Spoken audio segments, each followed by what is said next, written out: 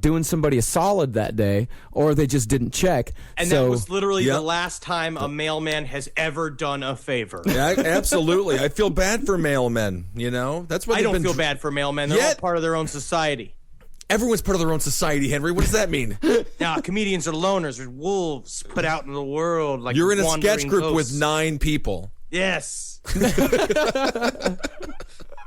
So this poor secretary, this post office guy did a good job, a good thing. And well, a secretary's first job is to possibly die for her boss. Yeah. It's secretary's 1980? half bodyguard. it wasn't even supposed to go to this guy. Kaczynski didn't intend for it to go to this guy. He intended for the package to be returned to the fake address because of the insufficient postage. That was supposed to go to electrical engineering professor Leroy Wood Burnson of Brigham Young. Another Wood. Another Wood. So and a Mormon. Yeah, no doubt about Brigham it. Young, yeah. So he was trying to get goofy with it? He was just trying to have fun? Be like, He was doing a hook shot. Yeah, it sounds like the Kareem Abdul-Jabbar move here. Yeah. Revolutionary. He was pulling a Harlem Globetrotters. Yeah. So a couple months later, he goes back to Berkeley, and engineering professor Diogenes Angelakos. Now, this guy literally had stuffed grape leaves for feet. He was so Greek. This is when Kaczynski, not all of his bombs were mail bombs. This was Some like of them a were feta just cheese bomb or planted. something like that? Some of them were Jaeger bombs. Ooh, that's very popular, though. He was 20 years ahead of his time. So some of these he just planted in these universities, which meant he did travel a fair amount. So Kaczynski dropped this one off himself? He didn't rely on the Postal Service? No, he didn't do this via... the next couple of them are both ones that he delivered himself. He delivered this one to the Mathematics and Computer Science Personnel Office. Do you think that's because he was so upset they blooped on the last time he tried to get fun with the Postal Service? He's like, I'll just do it myself then. Yeah. I think that's also, like, there's a certain point because part of the way they break down this type of killers, like they talk about, like, bomber killers, is that they're very detached, and they like to, like, stand behind and watch the chaos happen. Right. And, like, in his case, he was a missionary killer. So he was doing it for a purpose. But I imagine there's a point where he's like, because we see this all the time, his confidence is ramping up. Mm-hmm. He's starting to believe that he can control what other people do around him. So I'm certain he wants to now get in the mix a little bit and then drop it off. So maybe, like, not that they'll see you, but so he can watch them pick up the box and it'll get his stinky little boner hard. Well, he's a celebrity. He wants to walk the red carpet. He's got a big movie premiere coming out, But what's the news media like at this point? Unabomber is all over him? Are they covering it? No, the whole, the airlines thing, that was a big deal when it happened. This is before Twitter and... Yeah, of course. Things, so, it's when a bombing would happen and it came out that it was the Unabomber, then they definitely said, like, Unabomber strikes again. I see. But, it's not 24 hours, not a 24/7 news cycle. So it wasn't on par with, like, Richard Ramirez or... No. There wasn't or Son of Sam? No. There wasn't that chilling effect yet on society? But the manhunt was constantly building. Yeah. The more that these popped up, because then it became the biggest manhunt known to man. So he leaves this strange apparatus in the faculty lounge at Berkeley in the electrical engineering department. It said that it had like a handsaw grip on it, and it was a weird, oddly shaped metal container. So this professor, he just walks over and picks it up, and when he picks up the grip, a pipe bomb inside blew up this guy's face, his hand, his arm were all damaged. Flesh was ripped from his fingers. His tendons were all fucked up. I'm getting hungry. Yeah. It's pretty appetizing stuff. And it could have been much, much worse because what was actually inside this apparatus was a big tank of gasoline. But the reason why it didn't explode was because he filled the tank to the very top, and there wasn't enough actual air and enough oxygen in the gas tank for it to explode. Right. This is the problem when you are a nerd bombing other nerds. Sometimes these nerds are going to school you in how you're actually very stupid. Yeah. Yeah, that's the thing. This seems like a very rookie mistake. Everybody knows that about gasoline. Yeah, the guy himself, the victim himself, Professor Angelakos, he said, the idiot filled the tank to the top. He didn't leave enough air for the gasoline to explode. It seems a little cocky for a bomb victim. I'm sorry. And this time, this is when he starts putting little false clues in there.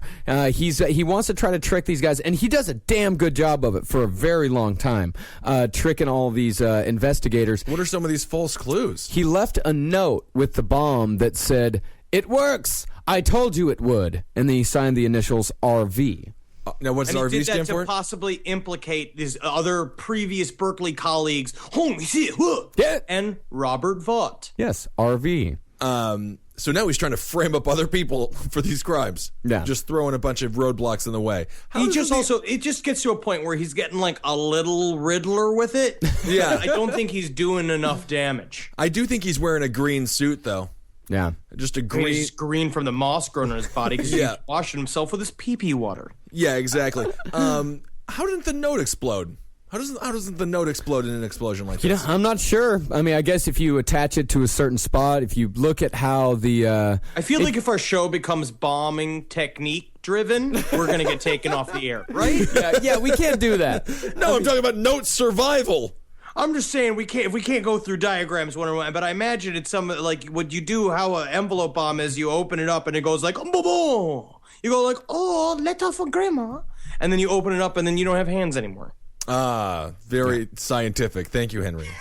So the next one comes 3 years later. He waits 3 years before his next bombing. What are we at This now? is We're when at he's 6? really getting heavy into his ribbon dancing. Yeah. Oh, yeah. These 3 years. Are we at 6 bombs now? I don't know. Roughly. I think so. Something Okay. like that. And how does he have the ability to just chill out for 3 years? He's doing nothing. He's in the honing woods. his skills. He's just tinkering around. Well, here's what's going on with his bombs, and this is a part of his ingeniousness, but also the reason why this took him so long, and the reason why there were so many failed attempts, because he was working on all of this without any electricity.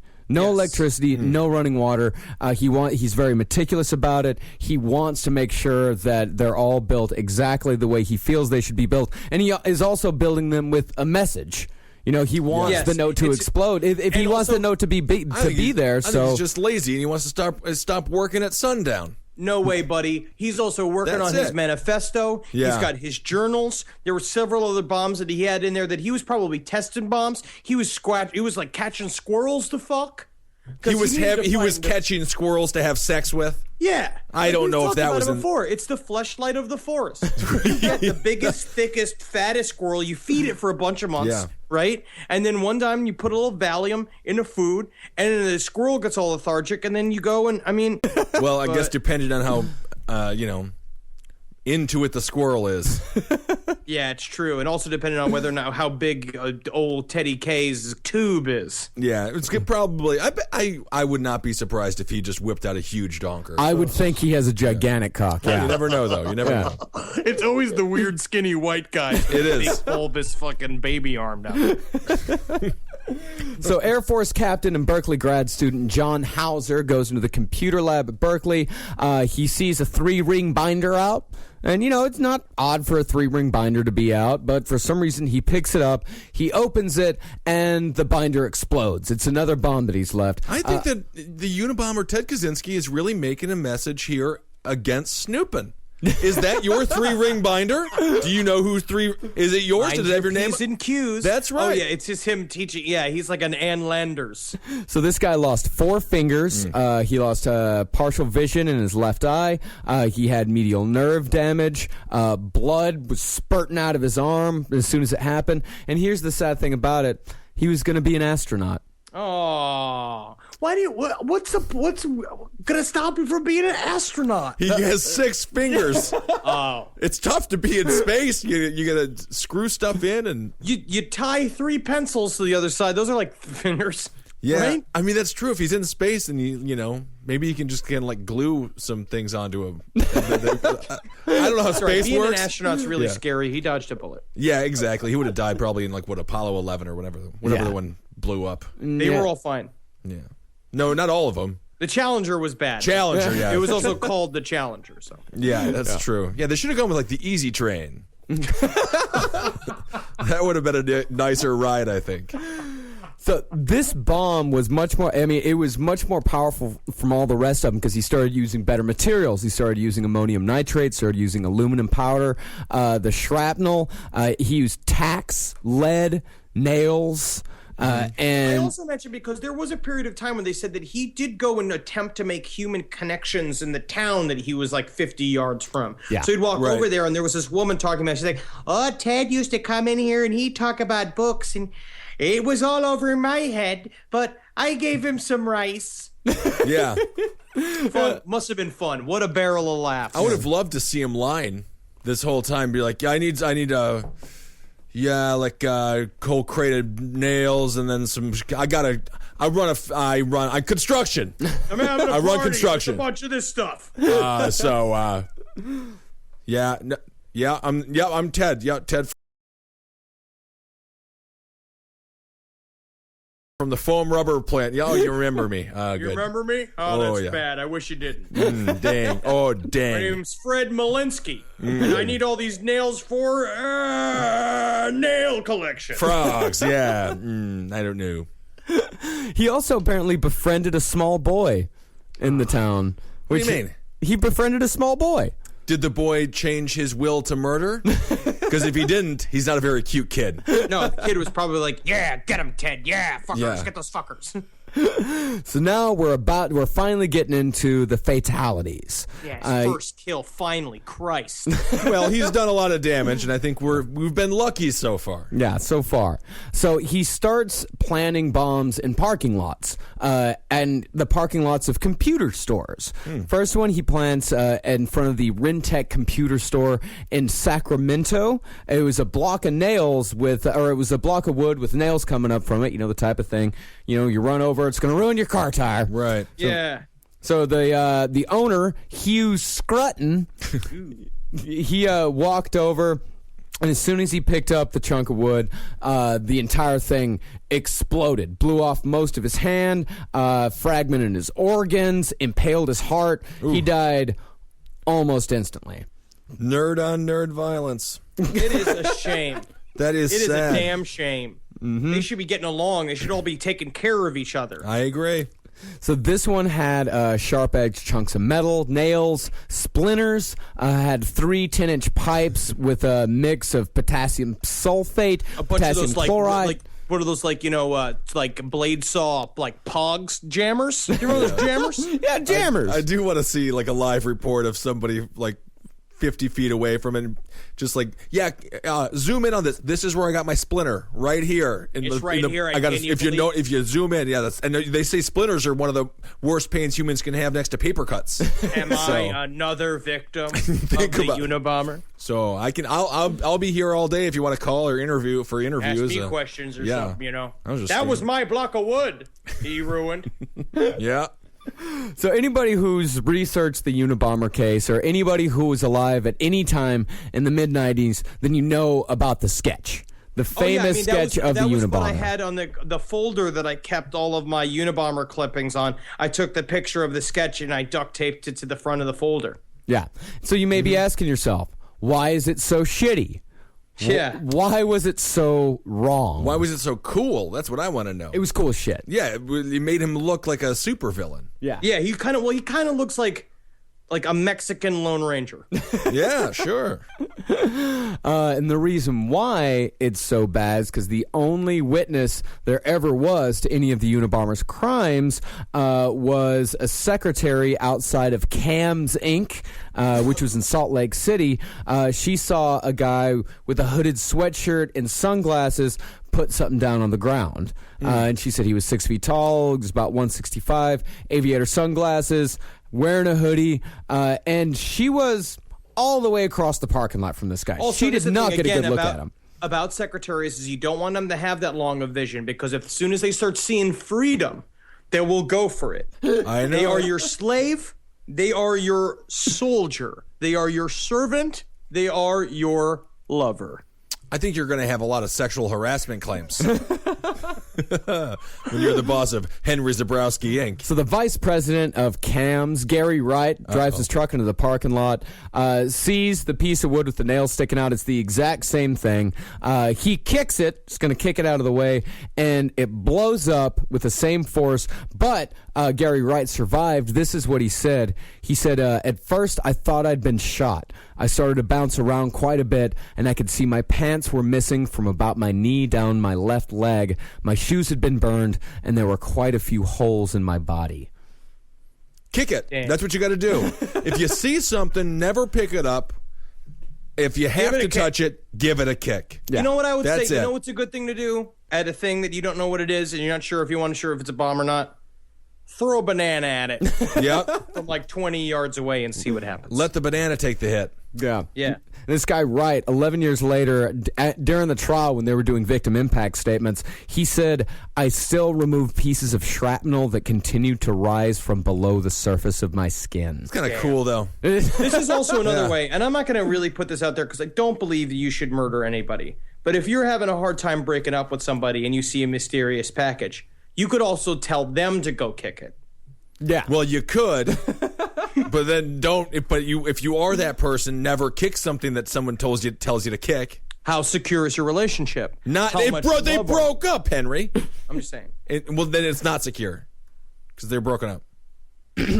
No one should kill anybody. I'm not saying. I'm just saying. But think about it. Your partner dies a horrific bombing tragedy. You get all the points. But I'm just saying. I'm It's not saying not do at it. midnight. It's not the Comedy Central show, which we should be on, by the way. Yeah. Please. Fans, petition us for at midnight. I guess they're active on Twitter. You can reach Chris Hardwick there. Yeah, that's where they get all their material from. Right. But if you tell your boyfriend or ex-girlfriend to go kick something and they don't kick it and they say you go kick it, then how are you going to get out of you not kicking it? Just don't run away. Run away. Get out of town. Tell them you gotta go. Tell them you forgot your bike at the bus stop, and then you just never go back, and you never see them again. You say goodbye to all your stuff. So the next victim, this guy is definitely his nerdiest victim. His name is Dr. David Galertner. Yeah, Oh. it's not a good name. Galertner. Because they call him like the Galertner, and he had like one of those backpacks that were like 75 pounds. Just sounds like at some point some unlucky bastard got a Galertner gun for like World War II, and when you shoot it, the barrel just droops and makes a sad sound. Excuse me, Mrs. Harris, you forgot to assign homework. Shut up, Galertner. I hope someone blows you up one day, you big old nerd. I don't mean it, Galertner. I just want to let you guys know that I have cut my own underwear, so in an attempt of a Grundy, I will not be feeling it. Thank you. So he got blown up pretty bad. He did do kind of a badass thing. He drug himself down 5 flights of stairs and made it to the campus medical center. But he has the saddest quote. He said, "There are computer scientists far more distinguished than I. I don't even like computers that much." He didn't even have the ego to get blown up. No, bro, this is your shot at the big leagues. You got blown up. But you know what? It really inspired me to really get into the electric guitar. And so you'll see me on my new cover band, the Galertner Boys. We'll be covering the likes of the Wilkes Brothers and Travis Whitley, the tuba sensation. He acted like Macklemore after he won the VMA award for best rapper. He's like, I am sorry, I am not the best. I do not.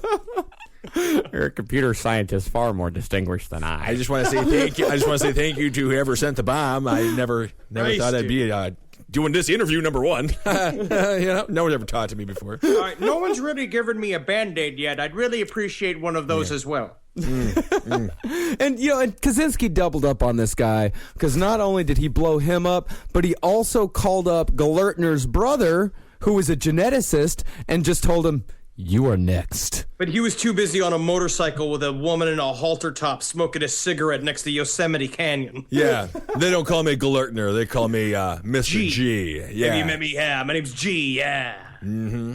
How'd you find out my last name was Galertner?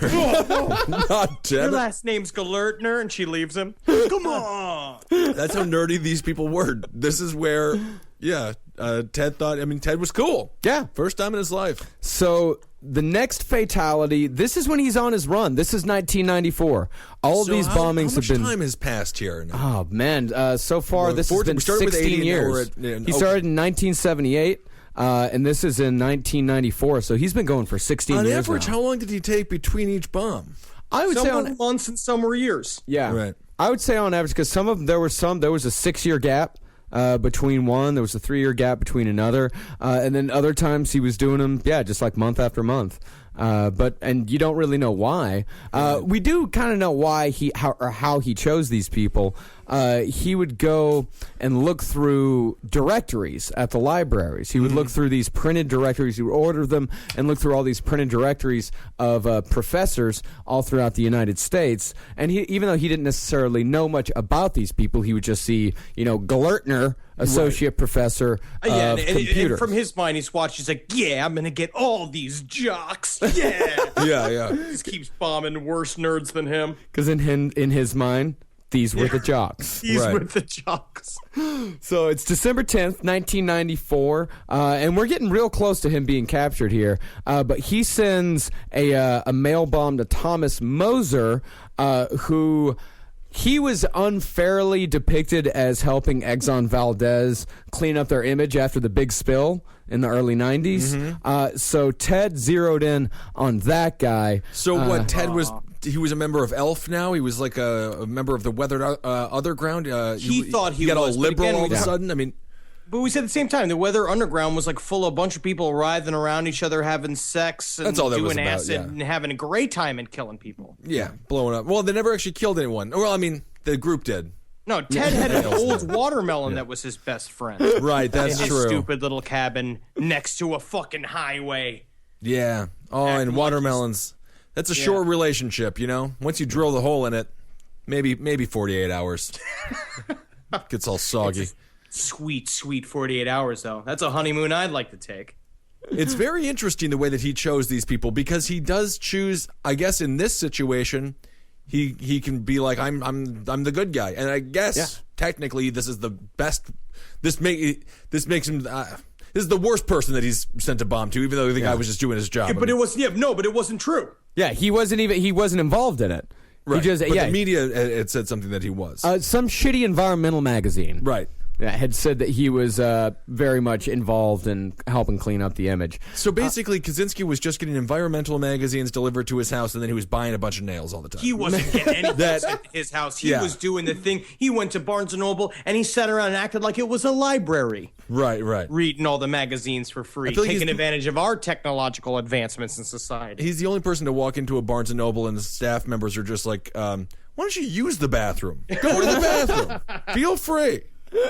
So, despite the company's name being actually incorrectly spelled, this guy opened it up anyway, and the bomb was so powerful that his head was almost severed from his body, and his hands barely connected to his fingers, and his intestines were just a mess. But I would also say this is also a good kind of an interesting, serious lesson of like, don't open things that aren't spelled correctly. Don't open things that look kind of weird. If you're not expecting a package, you're a part of the takedown of the technocracy. So don't open it. And judging by Marcus's description, don't open boxes with your teeth. Good Lord. How did his head almost get blown off? I mean, he packed it with razor blades, metal, nails. It was a vicious bomb. Razor blades. That seems he's stepping it up. Yeah. And it was also a shame because he had his favorite hat on. Not to make fun of the victim. No, never. So this is what described the blast. She said, "A thunderous noise resounded throughout the house. A white mist was pouring from the kitchen doorway. When the mist settled to the floor, a horrifying image emerged. My husband's body, face up on the floor, his stomach slashed open. His face was partially blackened and distorted. Blood. Horror." And then I mounted him, and I felt his rock-hard love feeling pressing against my soaking wet ocean-like vulva. He entered me. That was the first time I ever came. Henry? What's happened? I thought I lost you guys. Romance. I thought we dropped the thing. Romance, Henry. No, we're just, Sitting in it. being romantic. Oh, good. You guys having sex? No, man. No. Fingering each other over there. Stop it. Oh, my God. Way off subject. But my friend Dave, who designed the graphics, graphics for Cape Company Radio, he saw a man get knocked out at a bar in Menominee, Wisconsin, by a woman, because the woman was leaning over the bar and he stuck 2 fingers in her butthole. Whoa! She turned around and she's a possess you. no, Bold. She's a big Wisconsin woman. She knocks him out, and then the whole time she's just screaming, "He put fingers in my butthole! He put his fingers in my butthole!" So that was a funny scene. Anyway, off topic. That is Yes. So next, his third fatality and his last victim was on April 24th, 1995. This guy, his name was Gilbert Murray, and he was supposed to be part of the timber industry. And of course, we know that Ted was a big fan of nature. Compared himself to Thoreau, and he decided that this guy needed to die. One staffer, when they got the package, the staffer said, "Well, this is heavy. Must be a bomb." Again. Every time. And it was in extreme bad taste because Oklahoma City had happened 4 days earlier. He also, after the Oklahoma City bombing happened, Ted Kaczynski was so fucking stinky jealous of Timothy McVeigh because he couldn't believe it. As he was like coming out of he watched the news and apparently he flipped out and was like, "No, I'm the ultimate bomber. I'm the bomber." And it was all. Oh, it's like those world's fattest people. There has to be someone who's like, "I'm 893 pounds," and someone's 898 pounds, and they're like, "I'll get there." That's whatever. But now McVeigh, he got caught very shortly after 2 days he was after. arrested. Yeah, it was almost immediate. The Unabomber's name was tossed around in that situation, right? I'm sure it was. Yeah. I mean, Absolutely, but then they were like, "No, he was he was whittling his bombs." Yeah. Right. These are handmade bombs. This was like nothing even close to what McVeigh did. Although this one did destroy the entire office in which it was open. Destroyed all the furniture, blew a hole in the wall. By far his most powerful bomb to date. But he's also, I guess, he's starting to get cocky, and this is when he decides it's finally time to unveil himself to the world. And this is when he mails Industrial Society and its future to the New York Times and the Washington Post. Which sounds like a prog rock album Yeah, with definitely. Trip Skippelman on the double bass. Ooh, cool. Industrial Society and its future. I like that. The manifesto is a tough read. There's certain interesting things in there. It's basically he's anti-technology in a way that I don't particularly totally glean, but it seems the way he kind of the summary is that he believes that technology takes away our individuality, and that once that happens, we'll be a part of a gigantic technocratic dictatorship. Yes. Henry, I want to ask you this question because Yes. I feel like you'll have a good answer for it. What was more difficult to read, the Kaczynski manifesto? Let's say who else? Let's say Zodiac. Mm-hmm. Maybe some BTK in there, or the letters that Chris Farley wrote to his parents from rehab. Oh my God! The thing is that if you put it this way, That's cruel, man. I'm telling it was so sad. Henry and I are both huge Chris Farley fans. He's the our- letters Chris Farley's wrote to his parents were all like, "I do well today. Yes. Me hope, me don't drink no mo." Like it was all he wrote like a child. But Kaczynski was slightly. What made his manifesto so difficult to read? Snooze fest. Yeah, it's very dry. You put a Not little shocking. bit of violence in there. You put one mention of a nipple. You have my full undivided attention. Or a reptilian drawings Sure. would have helped. So the number one complaint is that he's boring. I mean, he was a little bit racist, but it was mostly against these things called the leftists, is what he just used when it seemed like that was just code for the cool group of kids that he couldn't be a part of when he went to school at Berkeley and at Harvard in the 1960s. But and the it's just means people that don't wear bras. It seems like the Exxon Valdez guy. That's an interesting choice if he was so against the leftists.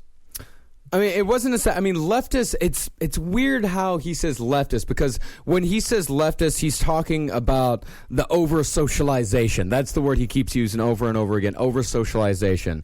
It's leftist and environmentalism don't have anything in common as far as he's concerned. Henry, actually, the whole, I think this really does what he feels about leftists. All right, Henry, why don't you read that part that I've got italicized there?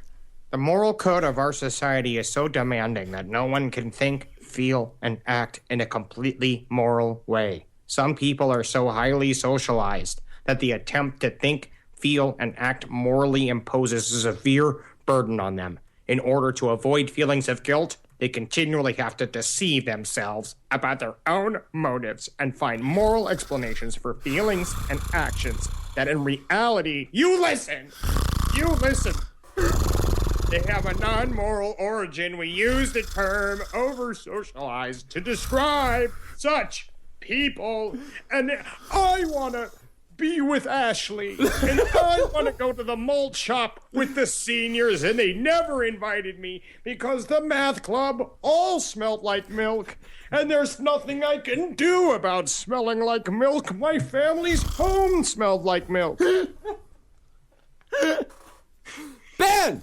Oh, Jesus. Did I miss something? I mean, it's all in the delivery, because it can either be delivered by a nerd mathematician, but you could also deliver it like, the moral code of our society is so demanding that no one can think, feel, or act in a completely moral way. I agree. Some people are so highly socialized that the attempt to think, feel, and act morally imposes a severe burden on them. In order to avoid feelings of guilt, they continually have to deceive themselves about their own motives and find moral explanations for feelings and actions that in reality have a non-moral origin. We use the term over-socialized to describe such people. Ted,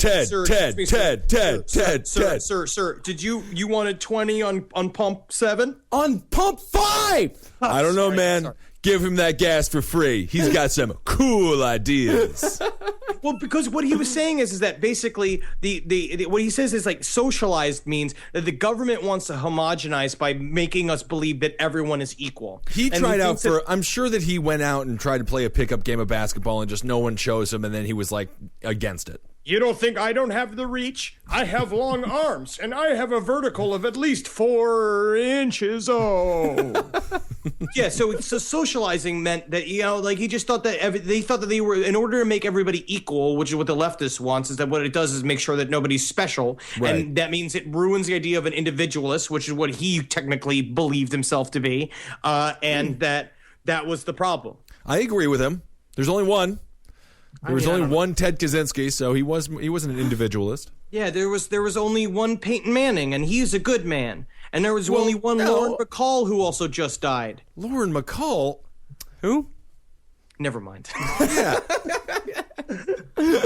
So there was a ton of debate as to whether they should publish this thing or not. They think, is this giving in to a terrorist if we publish this? But eventually they decide that if we publish this thing, then maybe someone will recognize this guy's writing. Because he said that he would kill in 90 days. Yeah, if they didn't publish it, he would kill in 90 days. Classic. Yeah, and when there was a debate going on as to whether they should publish it, you know who came forward?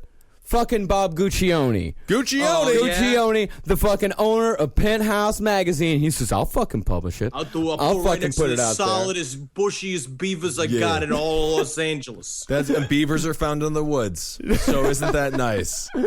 So Bob Guccione, he volunteers to publish it, but Kaczynski, What a weird day in the editing room, or in the editor's office. Jesus If they Christ. did publish, they'd be like, okay, we're going to do the double dongs with the 2 chicks on the bikes. Then we're going to do the spunk shot with Pamela. She's only 18 or 17 and a half. We'll call she will say she's 18. We're going to do. They said they're kicking me out of the hotel, guys. Yeah, we got one Pamela, chick. shut up. We got a new chick who actually likes to get booted, like literally, she likes to boot in her pussy. Unabomber's gonna be doing an entire memoir in the middle That's there, going to be 42 pages of the magazine. and then we'll do one with a chick eating a cherry Can we do piss this month? next Hey, month. we do piss every month. Every month. Well, Kaczynski, he replied, he said, you know what, I'm very gracious, but it's not a very respectable publication. So how did the guy reach out to the Unabomber? I'm not sure on that one. Must have been publicly. Yeah, it has to have been, had to have been a public thing. Imagine how smelly just the letter was. Like you just get him like when From some what, people leave Guccione or perfume- Kaczynski? One guy's full of spunk and lube, and the other's got nothing but nails and wood and gas in his hands. So he said that, Penthouse was less respectable. So he said that if it is published in Penthouse and only Penthouse, that he reserved the right to plant one and only one bomb intended to kill after the manuscript was published. Just one. That was his bargain. Unbelievable. Unbelievable. Ted Kaczynski's entire plan with the manifesto, or at least his overarching view of it, was that revolution. Can I just say this? Actually, now that I think about it, that's how bad Penthouse was. He was going to get to kill one person. This is that's an insane deal. That's That's a weird negotiation. What? Just being like, okay, you can kill one nerd, all right, and that's only because we hate nerds here, right? And because our sales are worse than Playboys. But I also like to bring up how many less boobies and beavers are we going to see this week with this manifesto clogging up my Penthouse thing. So what we're going to have to do is make the type really, really small, and for that, you can also kill one boy, because that is half a man. I do feel bad for the poor person. If it wasn't Penthouse, it would flip in through while rock hard, like, ooh, hardcore erotica. I mean, the fetish that this would lead to. If you just ended up coming a whole bunch to Kaczynski's manifesto. That's not good. Oh, yeah, I'm going to take down the fucking technocratic industrial What do you think? society. Fucking take that technocracy. Do you think Hustler would have gotten him 2 kills? So eventually the New York Times and the Washington Post decided to both publish it. They decided to both split publishing costs, and they thought, of course, someone's going to recognize it, and someone did. David Kaczynski, Ted's brother, recognized it through one strange little phrase, because he was reading it and he thought, like, this is familiar, like I know Ted kind of writes stuff like this. They had been estranged for a while at this point. Well, because he cut off the whole family, even though his mom was paying him. Yeah. His mom was giving him his money throughout this whole time, and he had cut off his brother finally because his brother got married and he was jealous of his brother meeting a woman. Thanks for bringing that up. I forgot. Trust fund. This is just a trust fund kid. He's just another trust fund kid. The most pitiful trust fund kid possible. I hate BTK because of his puns, and I don't like Kaczynski because he's a trust fund kid. At least his poetry was short. And at least he had a job and he was working hard, So the one thing that tipped Ted's brother off that this was actually Ted was one weird little reversal of a saying. The saying, you can't have your cake and eat it too. Kaczynski, however, and Kaczynski's mother both said it, you can't eat your cake and have it too. That was it. That was it. Also because his brother had been getting, up until the point they had severed their relationship, he would send his brothers these ranting letters about, the government and technology. And so basically, this is a good lesson if you're going to be a bomber, which I don't think you should be. No. But you leave your philosophy out of your emails to your friend. You don't flirt with people and don't catch up with people by telling them how you're going to take down the technocracy. Well, David, before he calls the FBI, he wants to make absolutely sure that it's Ted. And so he hires a private investigator. The private investigator checks him out, looks through, compares the letters that David already has to the Unabomber manifesto, and they just said, it's almost certain that this is the same guy. A private investigator was the first one to kind of solve the case. Yeah, to have that moment of, yes, this is probably the same guy. And so David, he goes to the FBI, and this is 3 years after Waco. This is 4 years after Ruby Ridge. The FBI and the ATF, who were both heavily involved in this case, don't have the best reputation at this moment. Right. No. So David decides, he says, listen, we're going to do this, but you cannot go in there guns a-blazing. You have to do this delicately. If you try going in there guns a-blazing, he will blow himself and you up with it. Absolutely. Can you imagine also, you imagine that the whole shed is probably booby-trapped. He's got a bunch of shit going on. Yeah. If he knows you're coming, then it's going to be bad. So that's when the stakeout begins. Ooh. And they This is just this is a Dan Aykroyd movie that should have happened. Yeah, that's what it sounds like. It is. So they started just moving FBI members into town. And this is what a guy said. This guy, Robert Graysmith, said in a book, A Unabomber, A Desire to Kill. He said they were mountain men who were too tidy, postal workers far off their routes, tourists out of season, lumberjacks, and prospectors. I'd like to see your finest hole that has the fish. Me and my buddy Craig here have come all the way from Munkatunka, Idaho. And we are here to do some fishing because if I ain't fishing, I'm driving my truck. Yeah, well, what's Craig's last name? It's Beglargler. Right, isn't it, Craig? What did you say? Beglargler. That better be my name. Anyways, let's go. I want to see a deer in the forest. So people in the town immediately knew something was weird. You know, everyone had... Yeah, the town turned into Twin Peaks. Yeah. They had people with snowmobiles that were brand new. But they didn't really know what was up. But had they, known Ted a little bit better and had they actually liked him... Catching each other in, fishing nets and, all covered in neon gear, for hunting and stuff. I want to see a bunch of cops or FBI, ATF people putting the snowmobiles in the water.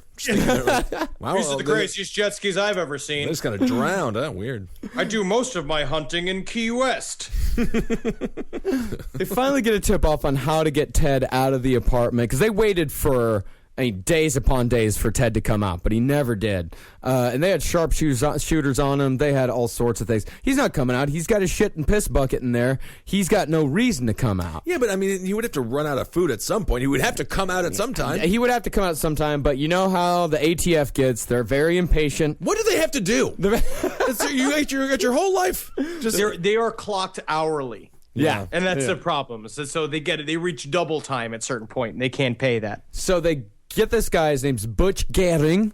And Butch tells him that, Ted's very worried about the boundaries between his land and the government's land. 'Cause apparently his land bumped up against some government land. So they sent in a park ranger with a map saying hey, Ted, can you come on out? We want to ask you some questions about your land. Ted, I know how concerned you are. There's a bunny choking on a strawberry out here, and you need to come see it as it dies. Yeah, got to. So he comes outside, and they immediately handcuff him, and they take him, while they're searching the cabin, they take him to the local police station, and they set this woman with him. Her name's Alice DeLong. She's an FBI agent. She fed him. She held a can of soda up to his mouth and gave him something to drink. And she said that, this is what she said about it. She said, I felt as he droned on about cooking turnips and carrots using limited facilities as if I were on a bad date. That's hilarious. Which is like that one woman he went on a date with back in the day, because it says here he was talking about how to cook turnips and carrots. And it's just him just been like, you wanted to cook a turnip until you hope that it gets white. And carrots can be so soft and sweet you'd think you're eating candy. Wow. But they're carrots. It is the most boring thing to cook, and it's certainly the most boring thing to discuss cooking. Yep. Gotta wash it in the stream. Can't trust the aluminum in the water. At that point, if you're actually on a real day with him and you're not in working for the government, you just want him to get to the bomb part. Just for an exciting time. If you're 34 and single, I'll date anybody. You know what I'm saying? Well, he knows how to cook. 34 and single, sign me up for I'm that man. Ack. Mondays. I know. I'm sorry, I was being Kathy. Hang in there, That's the only men that are out there. They're either good, they're either married or gay or taken. Yeah. And I'm gonna eat mint chocolate ice cream and go to sleep tonight. Isn't that right, girls? Yeah. That is so funny. That's funny. God, I love working here at the shit factory. So, Miss DeLong, she continued, he smelled like warm dirt. Which is code for shit. Yeah. Yeah, night soils, they called it. Yeah. He smelled like warm dirt and was so filthy that even his long eyelashes were caked with soot above the bluest eyes I've ever seen. Oh. He was missing a front tooth. Oh. Why is she in love with him? If it would have ended with above the bluest skies I've ever seen, then you'd think, because warm dirt, I kind of like the smell of warm dirt. Dirt smells good. No. I love the smell of dirt. You're wrong. You grew up with horses, though, and a pig was your father. That's the whole thing about it. Who doesn't love the smell of dirt? No one likes it. You don't I like like the smell of I like the smell of women's shampoo and their clothes coming out of the dryer. Yeah, I like that too. But Eucalyptus or something that really makes you feel clean and not disgusting. yeah, but y'all Baked goods. Y'all I don't like love baked goods. y'all don't like how dirt smells. No. I will say I've never smelt it because that would I don't know where I don't know how to do that. Yeah, I also don't lay down in graves in order to relax, Marcus. Right. Well, dirt can smell very nice.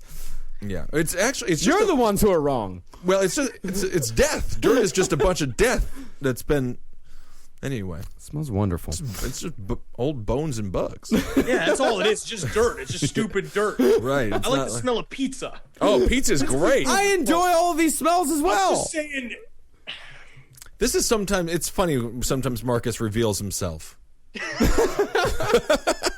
I have you know I'm not the only one that thinks it smells good. Anyways, they confiscated over 700 items from his 10-foot by 12-foot cabin, and they found a ready-to-mail bomb beneath his bed. Any day, he was about to mail out another bomb. They don't know where, but he had one ready to mail out, and he was already working on the one after that. I feel like you don't have to put it underneath your bed. That's like, shutting the bathroom door when you're the only one home. Well, Who's it's going in there? It's a very small apartment. It's a very small hovel. Oh, so you're talking under bed storage. Under bed storage, yeah. I see. Yeah. He wasn't trying to hide it from nobody. Okay. No, and he didn't. He wasn't really getting all the stuff from crate and barrel in order to organize it as well. Right. That's a good point, yeah. And it's also at this time they arrest this guy and they start looking at Ted Kaczynski's history, and for a brief moment they thought he might be the Zodiac. Okay. Because a lot of he was in Berkeley at the same time as the Zodiac killings. They're both in cryptography. Because, like I said in the last episode, a lot of his journals were written in very intense, very complicated code. However, he did keep the code key handy, so it was very So easy he wouldn't forget his own stupid code. What a fucking nerd! That's it's like these guys ridiculous. that well, those guys you would have their locker combination taped to their bag. Yeah. and they're Yeah. It's like, here you go, bullies. This is how you fucking open up my locker and then shove me in it. Do you want to go into that true story that happened to you any further, or? No, I used laughter as medicine, Good. and I used togetherness as a blanket. Good. So he just kept the code right there. Yeah, just kept the code right there, so they were able to easily decipher. I mean, not that he said anything worth a shit, Right. but they still had the It's like, code. took a dump today. Yeah, well, bucket's getting full. Saw a bird. The stream is still cold. Yep. This bomb sure ain't popping. I miss Gilligan's Island. Love Gilligan's Island. Great show.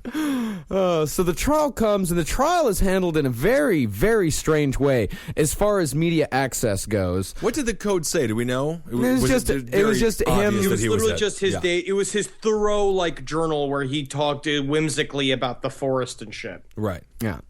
So the media coverage of the trial it was very strange. The all of the main conglomerates, ABC, NBC, AP, all of those guys, they all established what was called the Unabomb Trial Media Group. Okay. And they said that they would only give press passes to bona fide journalists. You got to be bona fide. You got Gotta be bona fide. But he's also, this is the controlling of the narrative. And what was it? They had to pay a fee just to get in? Yeah. They had to pay. Well, that's not even if you got into the actual press pool, to see the whole thing, because that was reserved all for the major media outlets, and every day they would do a lottery where 2 independent news organizations would be allowed into the trial, but all the rest of the spots were filled by the major media. So people are basically buying tickets to go and watch a nerd kind of show off. So basically this is Comic-Con? Yes. This is the first Comic-Con of all time, 1995, the Kaczynski trial? And also, it's like Prince tickets. Yeah. Yeah. And the other journalists who couldn't get into the room, they were put into a different room where they pumped in audio on the speakers, but you could only get to that room if you paid the $5,000 initiation fee and then took out liability insurance, which cost another $1,500. Was there a cake that was in the shape of a bomb and a celebrity speaker? I mean, I guess Kaczynski was the celebrity. Yeah, he was $5,000 to sit in a room next to the. And then you also hear Ted Kaczynski's mother did the same thing. Is that when she's like, and then I saw Ted in the news, and I knew, he has gone into his shutdown place.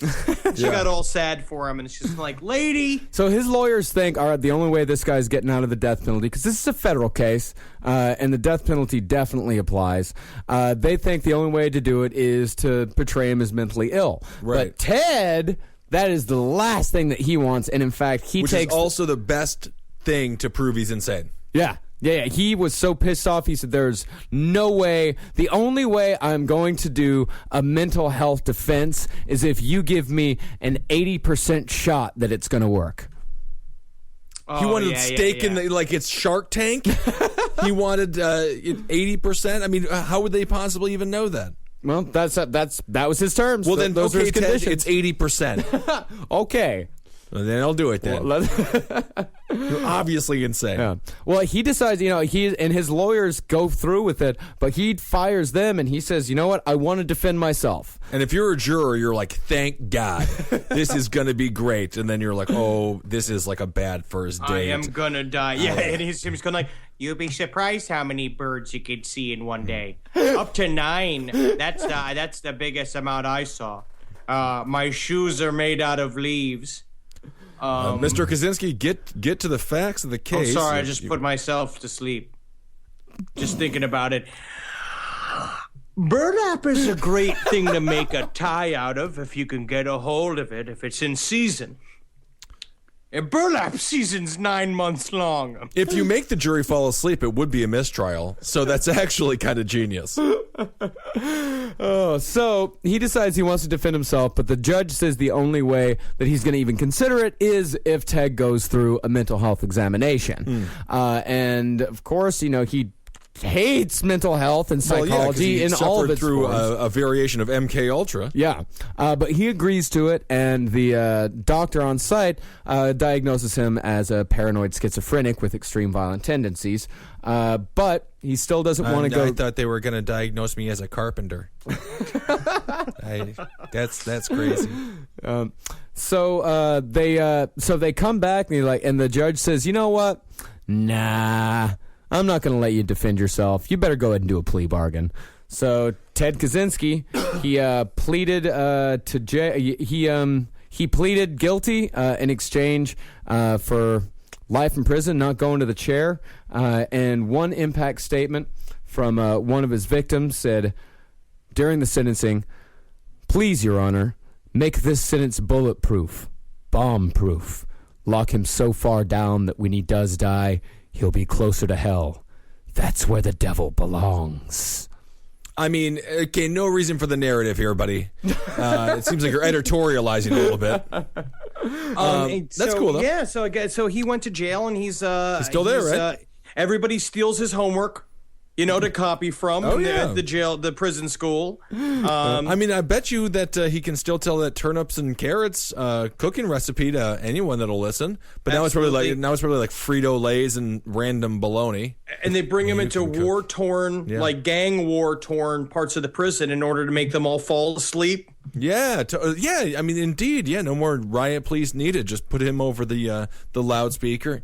You can cook bologna right over a nice flame. And sometimes a bird will go, caw, caw. Sometimes a bird will go. I saw a rabbit on my birthday. I named it Ted. After myself. Shut the fuck up, Ted! Shut the fuck up! Well, just so you know, these days, Ted Kaczynski, he's in the Supermax prison in Colorado.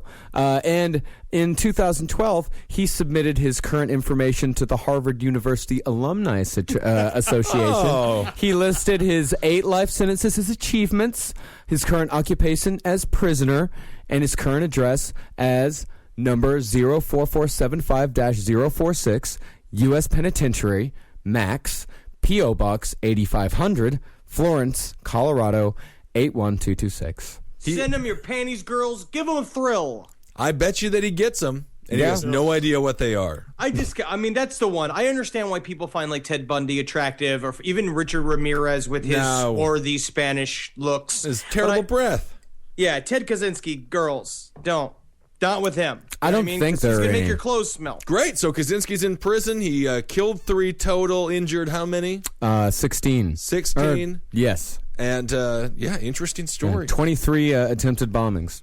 Ted Kaczynski. And don't forget about on August 31st, the Cave Comedy Radio Sausage Party, which is going to be a ton of great sausages, bratwurst, and all that type of stuff all day on Sunday. We're going to be, doing live podcasts. We're going to have a big live show with all your favorite CCR people. And you can make a whole weekend of it if you want to, because we've got the last podcast on the left live the night before on August 30th. Yeah. So Everybody vote for us on the for the Creakies. For Best Podcast. Yeah, go vote. You can go to the Facebook page and find a link to vote for us at the Creek Awards for Best Podcast, and the Roast Marcus Parks for Best Specialty Show. Fucking Last Podcast on the Left for Best Variety Show. We're nominated for a bunch of shit We got this a bunch year. of stuff, and I've gotten a couple of random messages with people. Everyone has their own thing that they were mildly upset about that we were making fun of, but we make fun of everything and we love everybody. And I got like 5 of them literally just be like,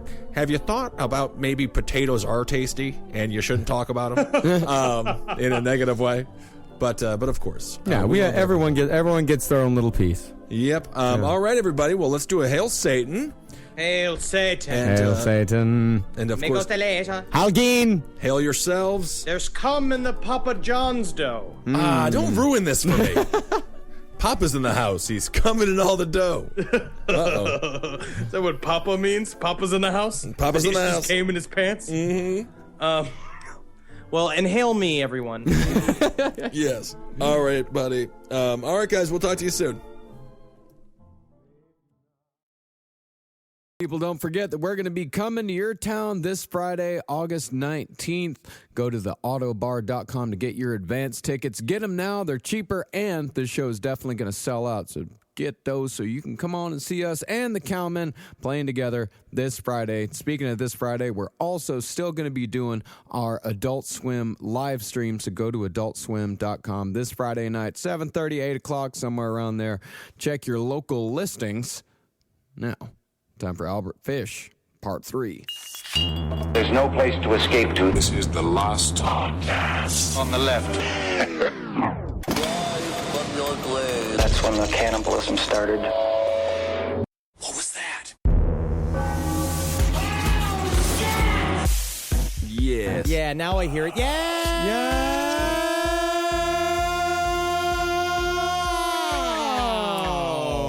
How dare.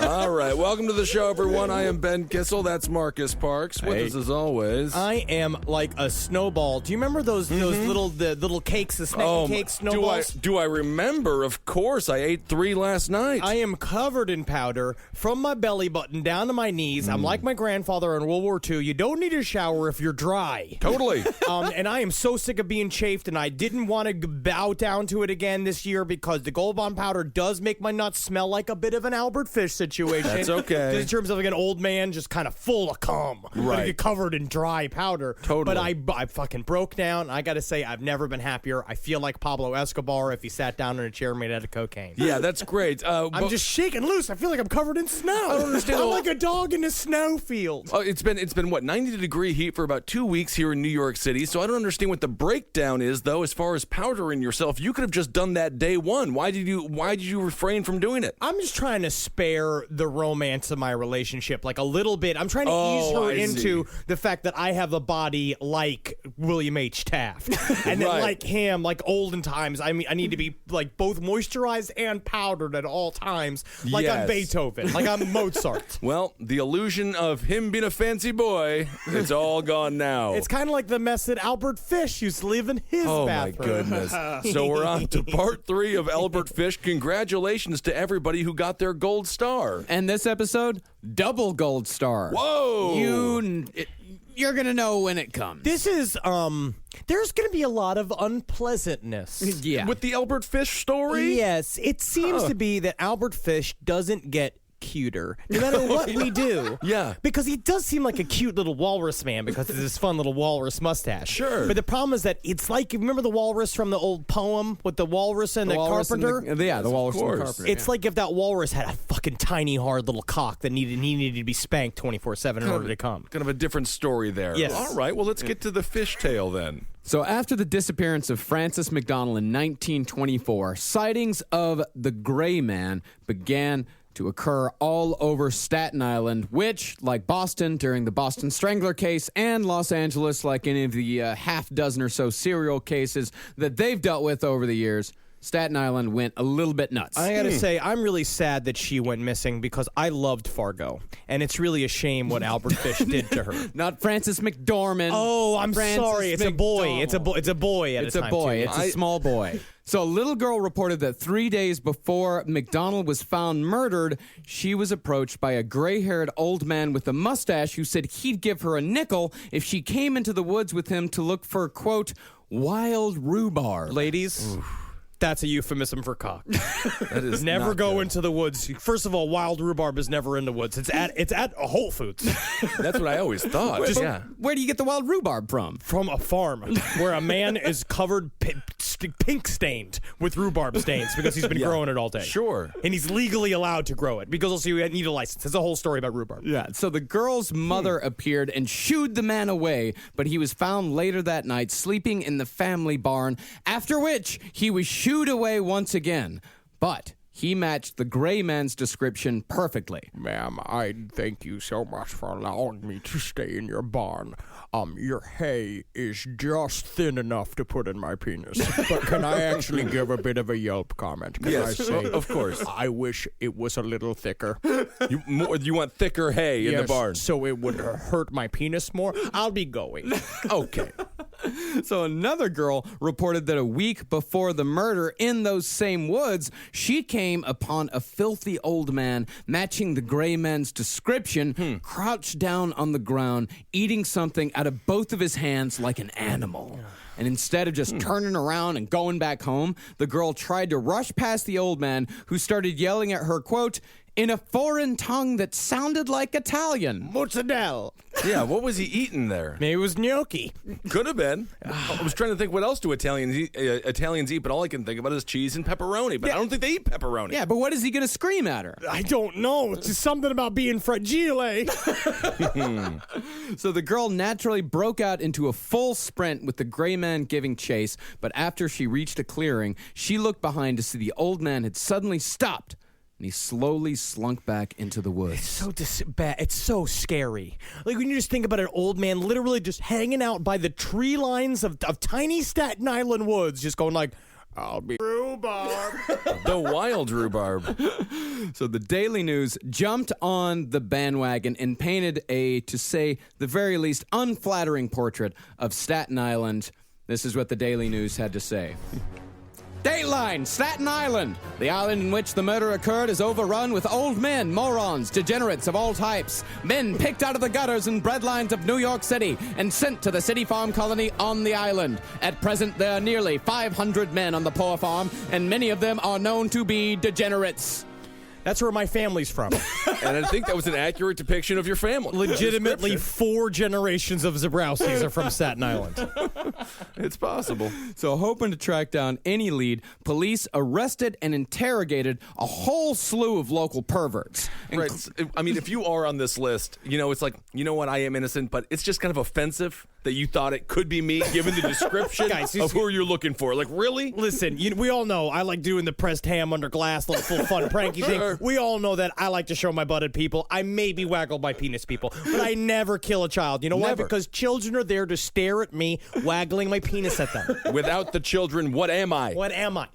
So these perverts included a truck driver from Brooklyn who was arrested for, quote, impairing the morals of a minor, a middle-aged man who was bothering a bunch of kids on a playground, and a music teacher who was accused of taking a young boy into the woods alone to talk about, quote, sex psychology. Well, that's disgusting, but I do like the idea of an old man bothering kids on the playground. They're having it too good for too long. You gotta shoo them.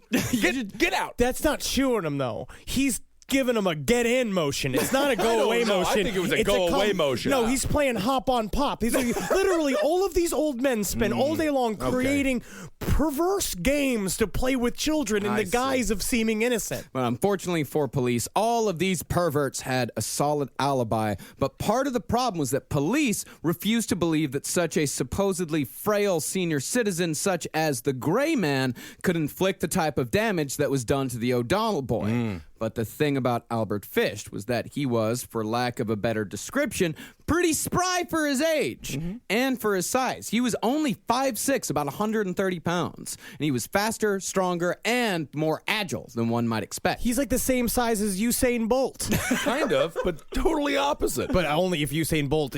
What if you found out that Usain Bolt was fueled by the need to run to a nude boy? How would you feel about his world records then? Yes, sort of like how a rabbit will be the thing that the dogs chase for the dog races. And what if all the perverts were just at a big dance called the Perverts Ball? Well, they all have an alibi then, don't they? Actually, in Staten Island, there was a place called Rattlesnake Nest. Oh, my God. That the Daily News said was an orgy of debauchery and child molestation. But when they actually went and searched Rattlesnake Nest, it was just an old shack that the kids had used as a playhouse. All right.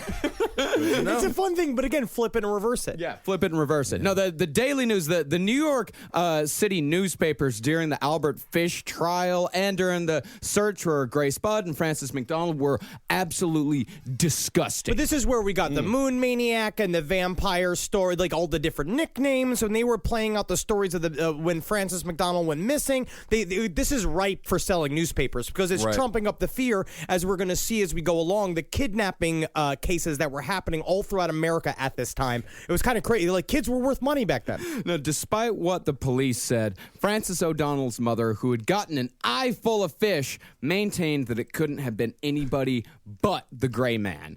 Here's what she had to say about him.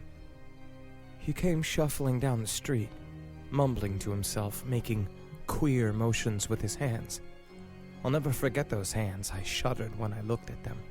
I shudder every time I think of them. How they opened and shut, opened and shut, opened and shut. I saw him look toward Francis and the others. I saw his thick gray hair, his drooping gray mustache. Everything about him seemed faded and gray. I saw my two neighbors' dogs spring at him, and I saw Philip, the hired man, call them off. The Gray Man turned to me and tipped his cap, and then he went away. Kind of like, you know, when the monsters are now in every single horror movie look at you and they do that turn of the head. Just thinking. If you are in a band, a heavy metal band specifically, Eye Full of Fish is a great name for an album. Eye Full of Fish also sounds like a Raffi album. Yes, Eye Full of Fish. Also just sounds like a dead kid all covered in pedophiles come. But that's a whole You never different know. story. That's a whole other Different- album. Technically, it's this story, actually.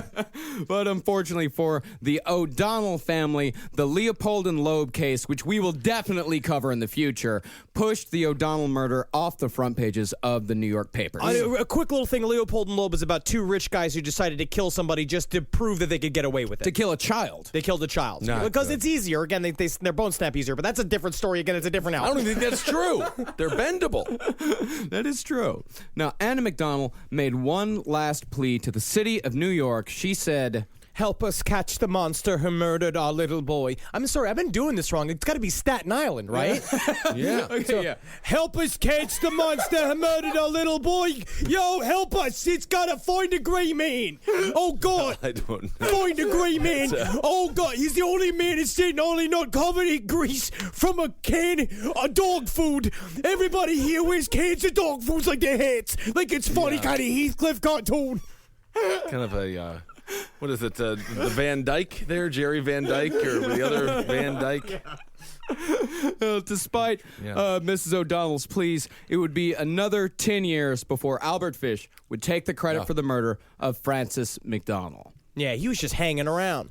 Yeah, he was just hanging around. Well, now we're going to find out that this was just one of the tentpole cases inside of Albert Fish's mind. I would say like that Francis McDonald murder is something along the lines of like Jeffrey Dahmer's like second kill. Yeah. I think of the Albert Fish a lot in terms of Jeffrey Dahmer, just in terms of descent into madness. Yeah.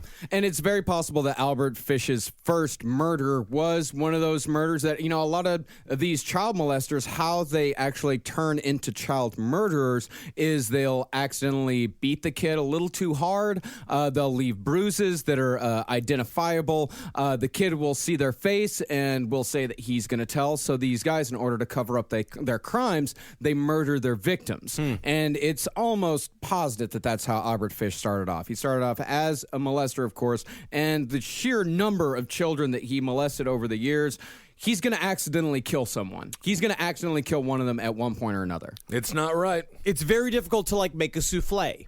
Right, and sometimes it takes many tries to get that proper rise on the souffle. That's true. I'm not even sure what a souffle is. Oh, it's a light, beautiful dessert, just effervescent. You fold egg whites into a creme de milk, and you just make sure you get all of it. I've been watching Great British Bake Off, and then also thinking about Albert Fish at the same time. Ooh, weird. And so it's all kind of going together in my mind in one. Oh, okay. That's not going to lead to a strange situation down the road.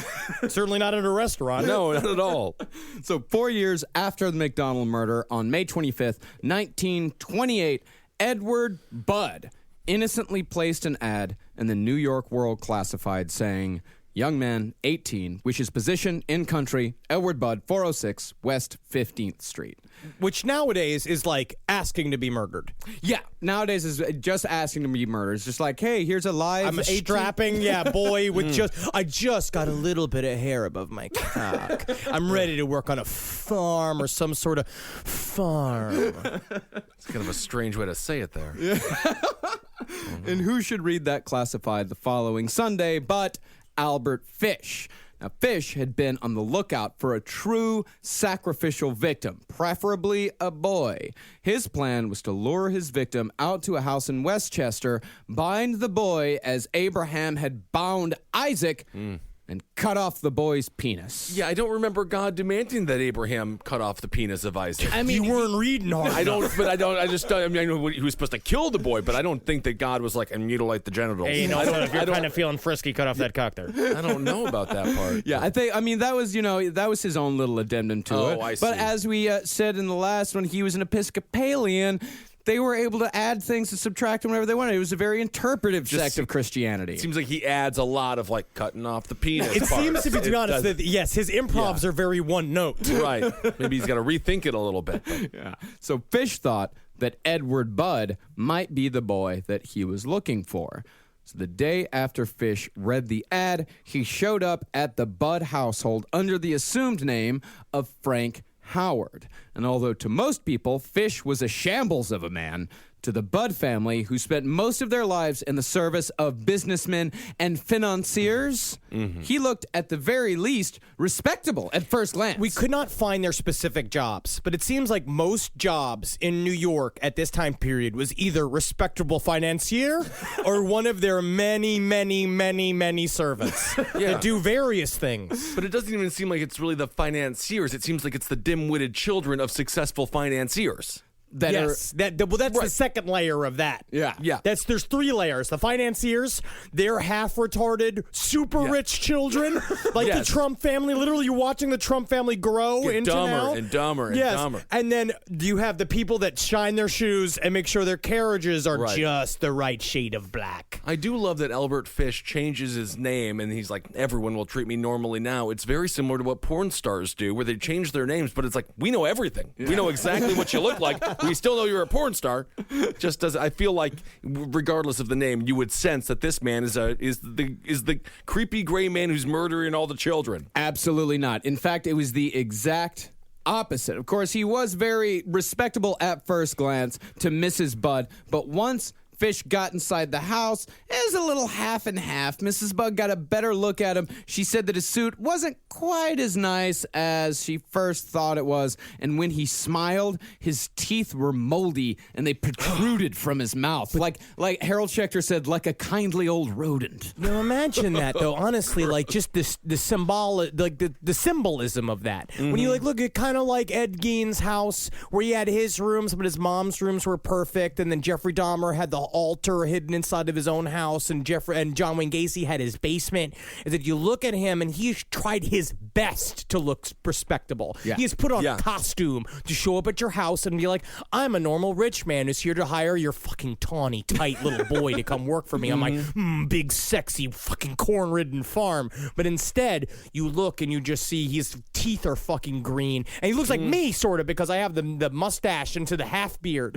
He looks like that. Yeah. I'm the young, sexy version of Albert Fish right now. The research is still out on flossing, so maybe he actually had a really nice, healthy mouth, and we don't even know what that looks like anymore. Yeah, maybe we don't. But speaking to him putting on a mask, Mrs. Bud said that Fish, he smiled a lot, but like a lot of other serial killers, like Ed Gein, he didn't really know how to laugh. Like Ted Cruz. Please clap. I was thinking about it. Please clap all the time. Jeb. She said that instead of laughing like a human, he'd tighten his lips and make a noise like he was trying to clear his sinuses. Like, all I could imagine... You were practicing this. You know what? I think I'm going to try to be less funny around Marcus. When he laughs, it's more like a car trying to start, but then... Yeah. He sounds like a man who's trying to shit his own pants. Right. Despite Albert Fish's strange look, he did have one thing going on for him to display some semblance of wealth: a diamond pinky ring, which showed Mrs. Bud that even though his clothes were slightly too small for him and were more than a little soiled, he was still a man of some means. Also, that's just the Staten Island fucking diplomat's idea of what's class. Exactly. Class is a big garish fucking pinky ring on him, being like, come to think about it, I didn't like how he was like rooting around my son's pockets looking for change. He said, it's a fun little game called, hey, I got to check the parking meter, but I saw that nice fucking like little diamond ring on him. And I gotta say, good guy. Good guy. Good guy. Good guy. So Fish went on to tell Mrs. Bud that he had been a successful interior decorator in Washington, D.C. for many years. I would have loved to see Fish in the cast of Designing Women. That would have been a very fun episode. Can we cut the dick off the black one?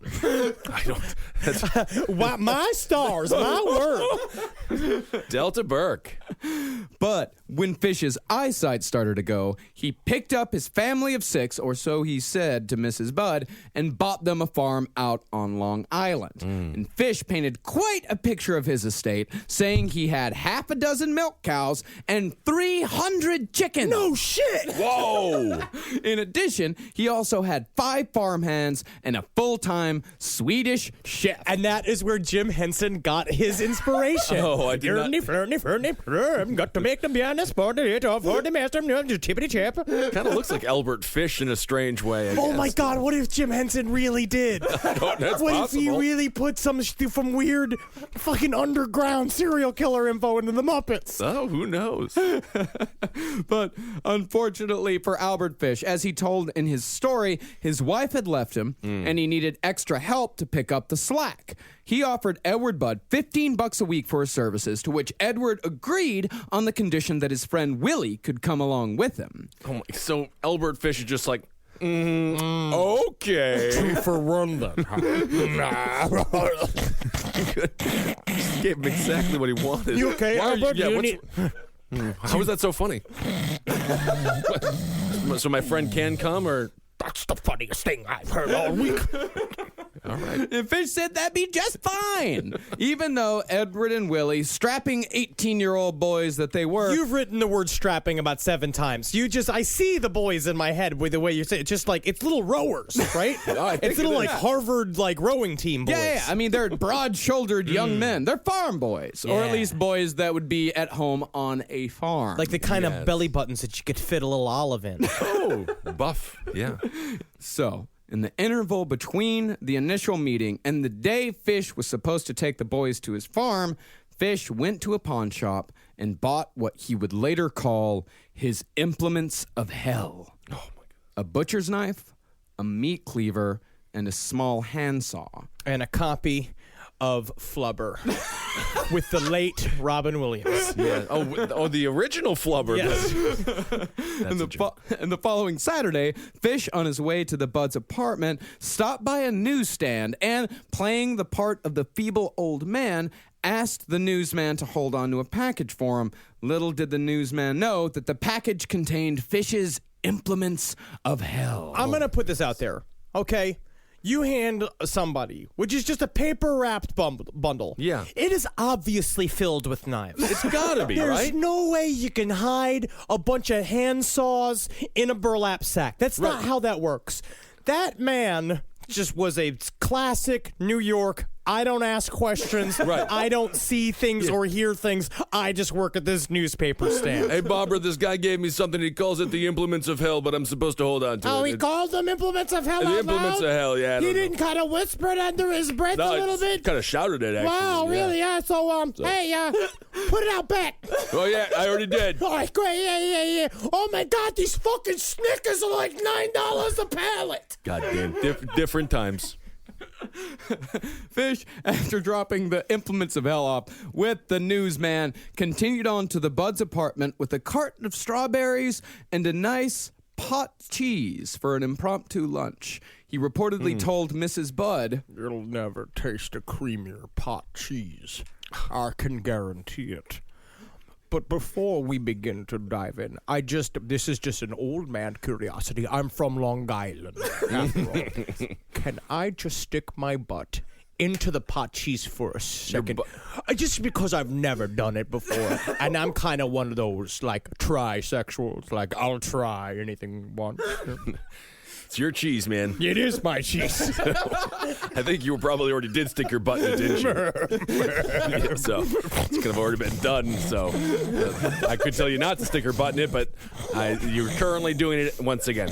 So, but just as the Buds and Albert Fish were about to sit down to enjoy the strawberries and pot cheese, into the room walked the youngest daughter of the Bud children, Grace. Dreamweaver, I believe it can get me through the night. I think that's allowed. Is that allowed? That's technically just a soundtrack for the parody of the moment. Yes, that's actually technically allowed. You could see Albert Fish seeing Grace Bud for the first time as Wayne, Campbell seeing Tia Cassandra, Carrera, yeah. Cassandra for the first time. It was kind of like that. It was like Yep. Who's that? Oh, banana. Oh, yeah. And he dropped his sunglasses, right? The moon is beautiful. Albert, snap out of it, Albert. Yeah, Fish was. I'm glad I got it out now. That's good, That's the yeah. thing. We got to get it out now. You don't understand. Literally, I'm going to be put in free speech jail in about 3 paragraphs from now. And that is the truth. I'm supposed to remain jokeless. So I'm getting it out now. Get it out. We're all getting it out now. We have to because it's about to get Really fucked up. really fucked up. So Fish was reportedly fixated on the little girl and immediately motioned for her to come sit on his knee. And in another display of supposed wealth, Fish pulled out $92.52, almost $2,000 in today's money, and had Grace count it out. Honestly, this is sadly honest. This is a detail that is a little bit off.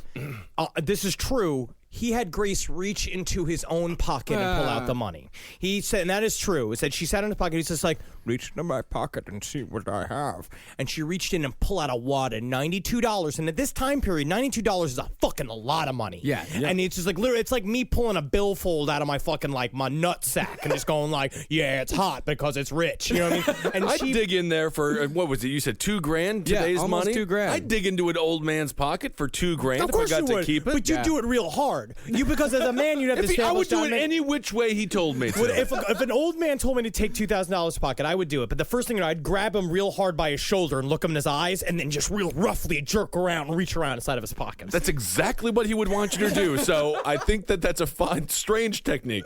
So after she counted out the money, Fish gave little Grace Bud a dime to go buy some candy, and by the time she had returned, Fish had already made up his mind to use her for his sacrifice instead of Edward Bud and his friend Willie.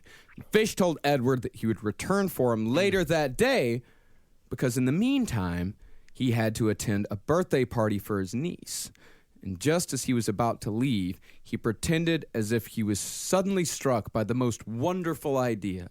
He asked the Buds if they would allow Grace to come along with him. He said it would be great fun, got a lot of balloons, got a lot of games, it's got all the things that children love. Don't do it! And Don't do it! he would return for her later that night when he came to pick up the boys. So what's the harm? There's a lot of harm in there. A lot of harm. See, that's the thing. Everyone, all of us, there's a chorus out there, people that are horrified yelling, don't do it. But things were much different in 1928 than they are now. They were more easygoing. Yeah, no, they really were. Kids were allowed to roam free. This whole, like, the idea of stranger danger would have been a foreign concept to any of these people. For example, the Francis McDonald murder. Take that. A neighbor actually witnessed Albert Fish, in all of his gray man glory, closely follow Francis McDonald into the woods where he would murder him soon after. It's true, because they also believe that because he was an old man, there was still a reference for old people. Like they say that old men, and obviously we know now that they cannot be trusted and should technically be eliminated and turned into food for the poor. But this old man was like, he was viewed as very genteel and sweet. Yeah. Because he just seemed like no harm, because he Yeah. seemed very small and slight and scared and shabby. Yes, and much like trying to sell a television show, it's easier to say no. Once you're like, that person's a creep who's about to murder that daughter or murder that girl, you've got to go into action. And I think most people just want to, like the movie It, shut their curtains and go back to watching or playing rummy, whatever the hell they did. It's a in the much 1920s. easier day than hunting down a serial rapist. Right. Yeah. I mean, for us, it would be super fun. Oh, I'd love to do it. Yeah. I follow people constantly. If I knew an old man killed a little girl, I would have so much fun cat and mousing him. Oh, yeah. Dressing up like a little girl. Yeah. Just all alone out here. Henry, shake it more. Man, I heard that my pussy opened up yesterday. That's what the doctor told me. Marcus. Yeah, is this realistic? That's good. Yeah. Come get me, yeah! All right, Marcus, hit him with the club. Oh, some sugar on me! Get him! Get him! Yeah! Officer, I actually don't know Marcus or Henry, and I thought what they did to that man was terrible. Oh, dude. Harsh, man. After we kill an innocent old man because Henry honey potted him. Today's sponsor for Last Podcast on the Left is BlueApron.com. For less than $10 per meal, Blue Apron delivers seasonal recipes along with pre-portioned ingredients to make delicious home-cooked meals. They sent me a free shipment. They sent me 4 steaks. Good steaks. And I'm a Texas boy. I know from Good Steaks. They sent me 4 amazing steaks with some really good ingredients, a damn good recipe. It was easy as hell to do. I did it in like 30 minutes. Me and Pickle Girlfriend had a wonderful night. Blue Apron knows that when you cook with incredible ingredients, you make incredible meals, so they set the highest quality standards for their community of artisanal suppliers, family-run farms, fisheries, and ranchers. Some of the meals available in August include spiced pork burgers with goat cheese and cucumber corn salad, summer vegetable and quinoa bowl with fairy tale eggplants, shishito peppers, and corn. There's also chicken tinga tacos with summer squash and tomato salsa. Check out this week's menu and get your first 3 meals free with free shipping by going to blueapron.com/LEFT. You'll love how good it feels and tastes to create incredible home-cooked meals with Blue Apron, so don't wait. That's blueapron.com/LEFT. Blue Apron, a better way to cook. Yeah, hell yeah. Well, the other reason why the Buds were very trusting of Albert Fish was because he looked like he was a higher class than them. He appeared by all measures to be a wealthy man. And, of course, they just didn't want to offend him. But they didn't want to ruin their son's chances of getting a job. Because the one thing we compressed here for time's sake is that Albert Fish actually did this over two or 3 weeks. Where Albert Fish came and interviewed the boys and then left. He saw Grace Budd and then left and came back, and that's when he got his implements of hell. He made up his plan to come Grace and come back. But what he also did was kind of toe the line a little bit. He made them appear as if he wasn't going to show back up. He wrote letters. He said, I have shit to take care of in Long Island, which normally means there's sausages and peppers that are going to burn on the stove. Fucking Long Island. And so he went and he came back, and so that he created have to please me because I'm here, and if you don't jump right now at this opportunity, I won't hire your son. Yeah. And speaking of that, the great tragedy of all this is that the Buds might have lost a child either way. if they wouldn't have let Grace go, Fish would have returned that evening, collected their son Edward, and possibly murdered him in the same house that he murdered Grace Budd. But he was worried about having the two strapping young boys because he was afraid about how that's a lot of boy to handle. Yeah, but he was going to make it work. I mean, he had a plan. It was a make it work moment, like they say in Project Runway. That's right. Make it work. Now, the information that is about to follow is, I believe, the closest to the truth that Albert Fish ever told about his crimes. All of this comes from the confession he gave directly after his arrest. And the reason why I think this is true is because it is the only claim that Albert Fish ever made that is backed up by actual forensic evidence. Well, this is the first time they found the body. They found the remains. They walked with him. He went through the crime scene. He went piece by piece by piece, and he said that this all happened here. There was bloodstains still on the house when they went there, so it was all backed up. And everything else, I think he just got a boner from. And he's still not don't get me wrong, he still got a boner from this as well. But this is the truth. Before we get into it, though, can I just ask, did they eat the butt cheese? Do you think they finished it? Of course they ate the pot cheese. It was a gift from a very rich man. He had a pinky ring. Yeah, strawberries and pot cheese. Okay, that was just a happy moment before we get into the disgusting details. Yeah, this is going to be fucked up, guys. Yeah. So I hope you guys are at work. Is this a star moment? This is where the star moment begins. If you're at work, I would say if someone comes to me like, where's the TPS reports? Be like, Grace Budd was fucking quartered in an old man's house. Yeah, just get it. If you have your earphones plugged into the computer at your desk, just make sure. No, I was going to say duct tape them in there. Yank him. If you want to leave that job, yank him. If you want to leave the job, yes. So after picking up his implements of hell from the newsman... Oh, yeah, here's your bunch of knives. I'm sorry I didn't use the fucking code word. Fish and Grace walked to a train station where Fish bought 2 tickets to Westchester, a round trip for himself, and a one-way ticket for Grace. Always a bad sign. Terrible, yeah. Always. And when the two got off the train 45 minutes later, Grace, in possibly the most heartbreaking moment of this entire story, noticed that Fish had left his package containing his implements on the train and actually went back inside the car to fetch them herself.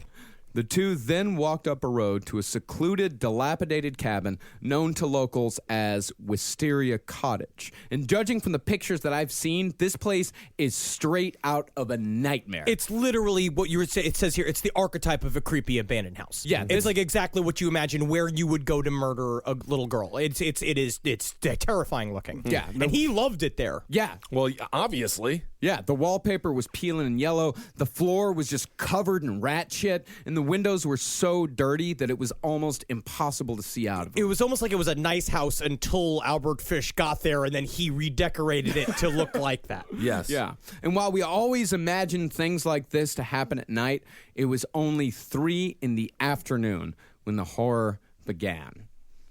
Even though the house itself was the definition of creepy, the front yard was covered in wildflowers. Fish told Grace to play outside while he went into the house to fetch something for the party. Fish walked up to the second-floor bedroom, neatly laid out his butcher knife, his meat cleaver, and his handsaw on the bed one by one, took off his clothes, and called Grace upstairs. And as the little girl reached the landing on the second floor, Albert emerged from the bedroom completely nude and chased her down the stairs, grabbing her by the throat before she reached the bottom. Taking her by the neck, he dragged her back into the bedroom and pinned her down on the canvas painting tarp he'd laid on the floor and pressed his knee to her chest as he strangled her to death. And after he was sure she was dead, he lifted her head and rested it on the rim of a 5-gallon paint can. He then reached over to the bed, grabbed the butcher's knife, and carefully cut off her head, trying to catch as much blood as he could in the paint can. And after the neck had been drained of blood, Fish took the can, walked over to the same window he'd called out to Grace from earlier, and dumped it out in the front yard. He then walked back over to the body and began to dismember it.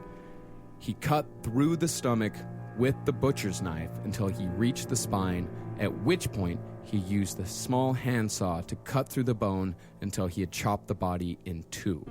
And still fully nude, he took the head to the outhouse and almost dropped it in the hole, but instead wrapped it up in some old newspapers that had been lying on the floor and left it there.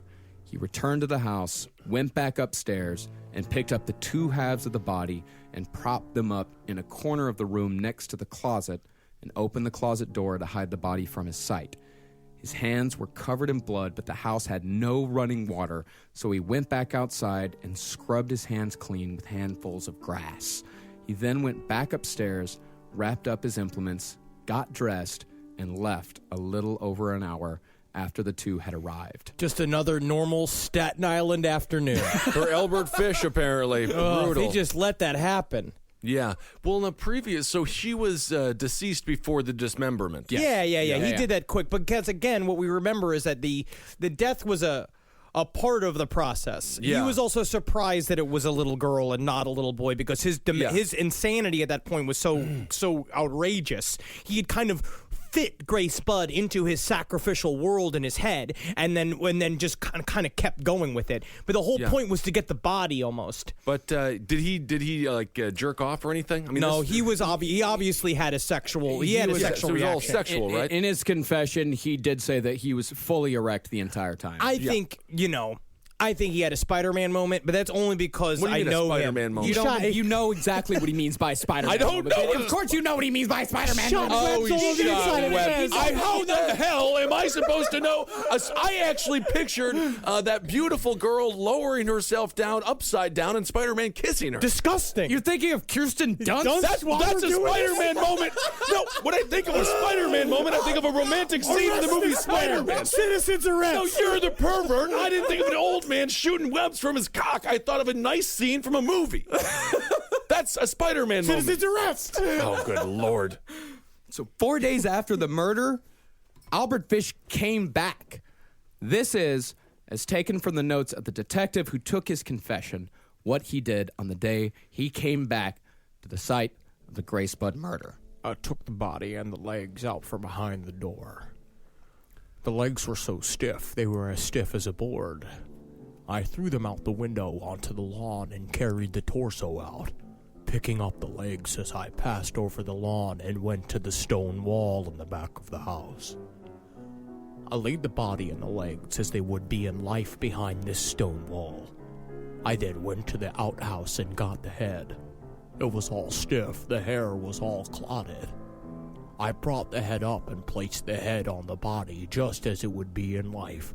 The head, the torso, and the legs. And during this whole confession, he spoke in that same bored monotone that we hear over and over again during serial killer confessions. Like, if you've ever heard Dennis Rader, the BTK killers, if you ever heard Dennis Rader's courtroom confession, he could not be more bored talking about this stuff. It's one of the most disturbing things I've ever heard in my life. He talks to the children of the victims, whatever. The children of the victims, and he relates to them. He's like, I'm roughly the age of your mother now, like all that stuff. Dennis All Rader. this fucking shit. Yeah, it's a piece of shit. But it's the classic compartmentalization where they sort of become another person, they say, when they're doing it, and that it was somebody else who was doing it, and that they're kind of off to the side because they're sociopaths, psychopaths, so they don't really understand. He's like, no, buddy, you did it. And that's what's so frustrating, because you want to scream at them, you want to like get your revenge, but there is no revenge to get because they don't feel your pain. They can't feel your pain. Right. They literally can't if you want them to. Yeah. So Fish eventually buried the body behind the house where it would not be discovered until he led police to it 6 years later. And remember, this is not a 6 years on the run type of situation. No, he sat in a dirty old tenement house fucking masturbating and spanking himself for 6 years. 1928 is when the paddles with the nails sticking out began. 1928 is when the needles began. The murder of Grace Budd marks the beginning of Fish's golden years of self-punishment. So here was he probably whipped himself for a long time because I think that's classic Christian, and he did other things. He liked this weird sexual perversities. He had a religious proclivity. He was a public masturbator. He was a child molester, but it wasn't until he murdered Grace Budd that he really started hurting himself really, really badly. Yeah, so that's where the the pain would really start, when he would become a pincushion to himself. Yeah, absolutely. So what was it about Grace Budd that pushed him over the edge? Why not Francis McDonald? Why not Billy Gaffney? Or the hundreds of children that he molested? Or the dozens of other boys he very well could have murdered? I think that it was because Grace was a girl. I actually fully believe that, because he had a really good relationship with his daughters, and I think what you say true is that he had crossed some sort of line. Yeah, something in his head said that for some reason this is when he went too far. I think the most likely explanation is that Albert Fish just couldn't justify the murder of Grace Budd. With the boys, he could fit the murders perfectly into his whole Abraham and Isaac story, that he was sacrificing these boys in the name of God. And if an angel was going to stop him, it would stop him. Yeah, exactly. You know what I mean, obviously they did something bad enough for him to kill them, for the angel not come and stop them, so it works. And that's what. But the castration thing is a whole other side plot. That's a side quest of his life. Sure. So he's sort of got we're roughly in first wave feminism here. Maybe he's reading some literature, something like So you're that. saying he's being a Paul Feig? I have no idea. I mean, maybe he obviously has some sympathies somewhere. No, I just think it's a weird thing, is that girls are precious and shouldn't be hurt, and boys are dirty little things. Yeah, Grace Budd didn't fit into his whole Abraham Isaac situation. He tried to shoehorn it in there. He tried justifying it to himself, saying that the head chopping was actually a substitute for the penis chopping. But that's like putting low-fat mayonnaise into a tuna salad instead of normal fat mayonnaise. I actually like low-fat mayonnaise. I like its zing. It doesn't have any zing. Miracle Whip. Now, Miracle Whip That's has a low-fat zing. mayonnaise. That's a very No, it's specific not. taste, though. It's Absolutely not the not. same thing as low-fat No, mayonnaise. it's not That's low-fat different. mayonnaise. That's a salad dressing. Either I don't way, have a problem with it's not a substitute for chopping off a penis. No, that's not.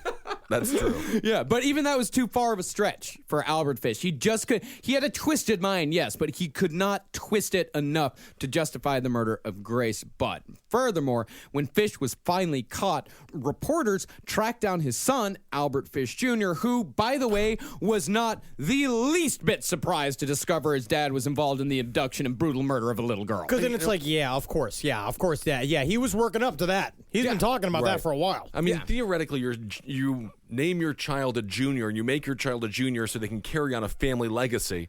Albert Fish Jr., man, you got to change that name. Yeah.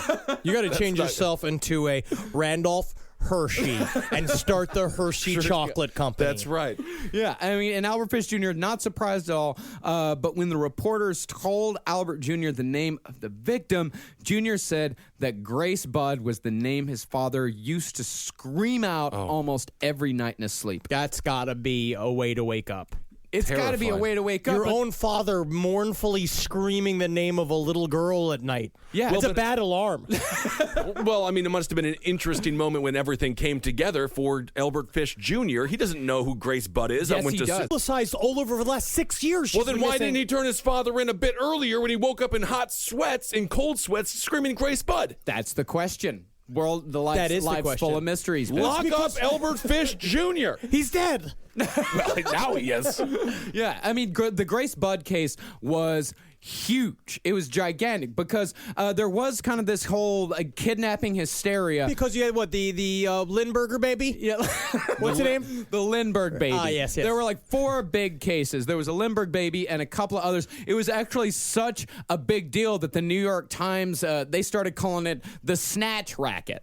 All right. Snatch racket has a double meaning. Yeah. We're not even going to get into that. Because now Miley Cyrus is in charge of that. All right. Well, I'm so pro Miley. I love Miley. By the way, Wrecking listen ball. to Henry on page 7 this week. Oh, is that right? Yeah, it's Jackie's birthday. Jackie birthday edition. Isn't that nice? Yeah, it's wonderful. She's 52 years old. Not bad. Miley? No, Jackie. Oh, she looks great. Yeah, but Grace Budd, out of all of them, she was the most disturbing because there was no motive for Grace Budd. All the rest of them, there was a financial motive for it. You know, there was always a ransom note. But with Grace Budd, she just disappeared. And not only did she disappear, but she disappeared with a kindly old man, the type of person that you're supposed to trust. Never trust.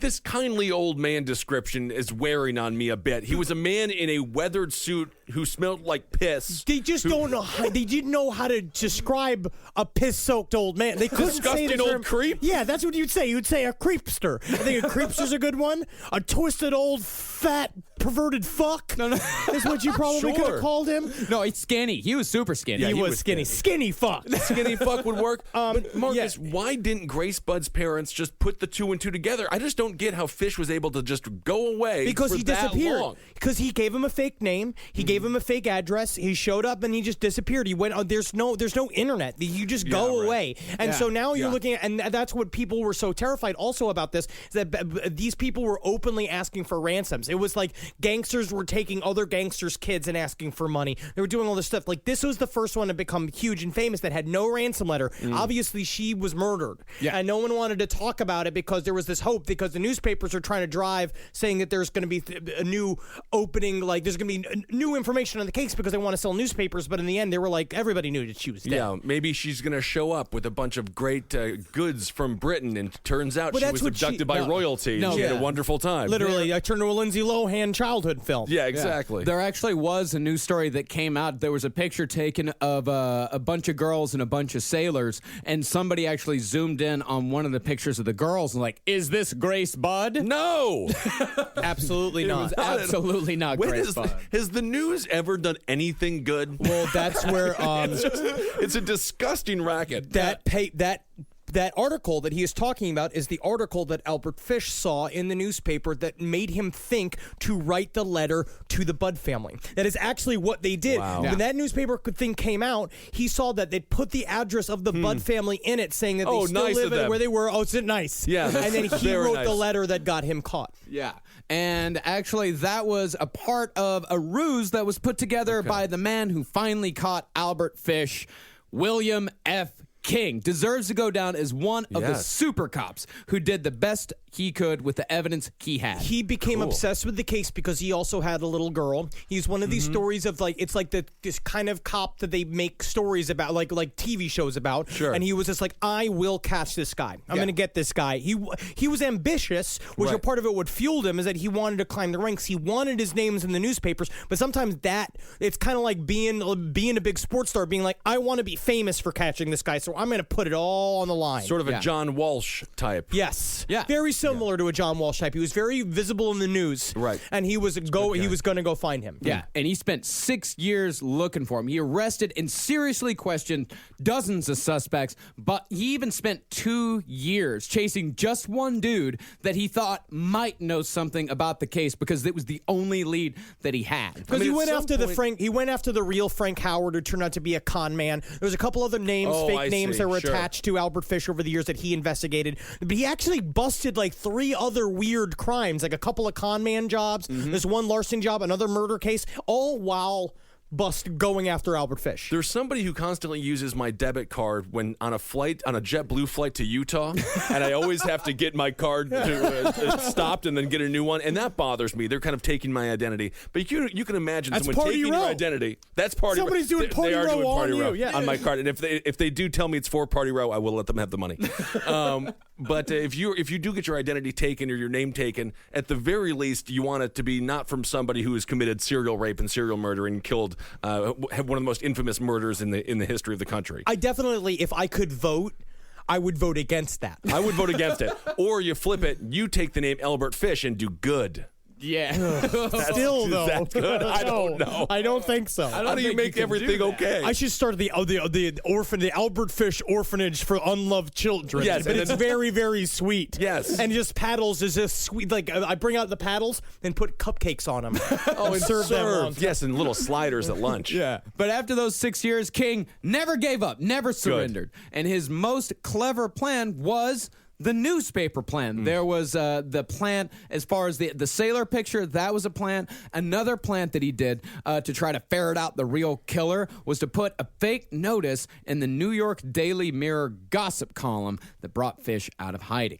Famed gossip columnist Walter Winchell wrote on his column On Broadway, I checked on the Grace Budd mystery. She was 8 when she was kidnapped about 6 years ago, and it is safe to tell you that the Department of Missing Persons will break the case, or they expect to, in 4 weeks. One could also argue, why am I writing about this? I'm on Broadway and shouldn't be discussing ongoing criminal investigations.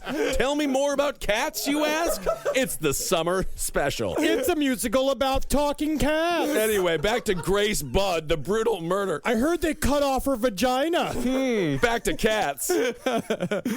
10 days after that notice was written in the Daily Mirror, Albert Fish wrote the infamous Grace Budd letter. Now, anyone with even a passing fascination with serial killers has read this at some point. Nevertheless, here it is once again in part. On Sunday, June the 3rd, 1928, I called on you at 406 West 15th Street. Brought you pot cheese, strawberries. We had lunch. Grace sat in my lap and kissed me. I made up my mind to eat her. On the pretense of taking her to a party, you said yes, she could go.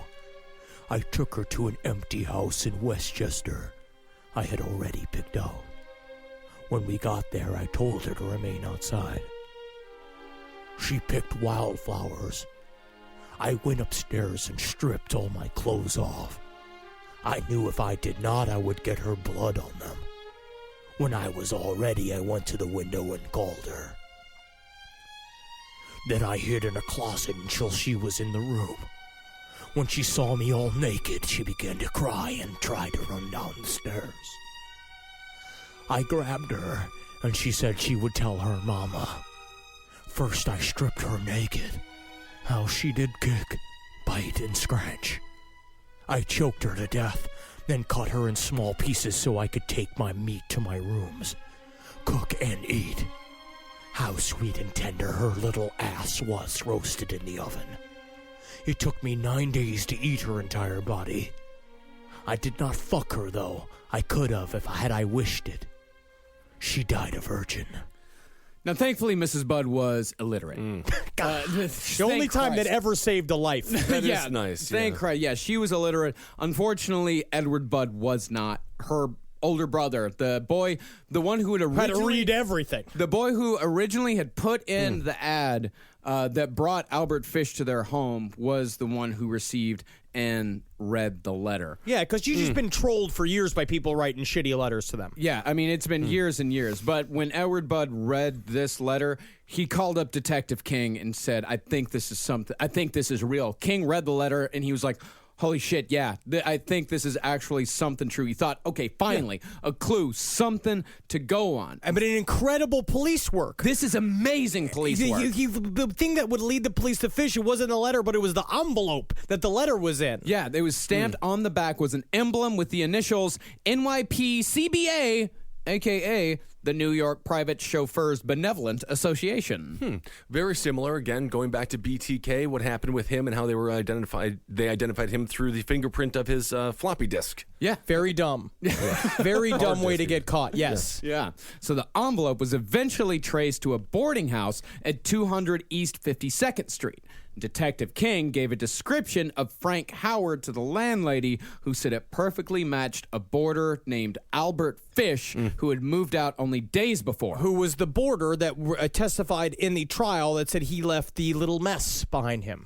Yes. Yeah, so he because she had reason to remember him. Yeah. And as another little side note, it is worth noting that the address where Fish wrote the Grace Budd letter describing cannibalism is now, no shit, the site of an edible arrangements franchise. Well, that's not good for them. They should have thought that. They should have rethought about building a little business there. Technically, Albert Fish's visit to the Budd House was sort of a edible arrangement. It kind of was. We'll let it slide. Yeah. Yes. Feel good. Well, anyway, even though Fish no longer lived at that address, he was still due to pick up a check sent from his son. And when Fish returned to pick up the check, the landlady called Detective King, who told her to stall Fish until he got there. Just wonder how she stalled him. Well, that's what I was kind of thinking too. Like, what do you like? What do you do to keep a man's attention like that? She's just like, you want to spank yourself with this newspaper? Yeah, I got some cheese. Do you want to put your butt in it? Yeah. All right. Detective, I got him laughing. Get over here quickly.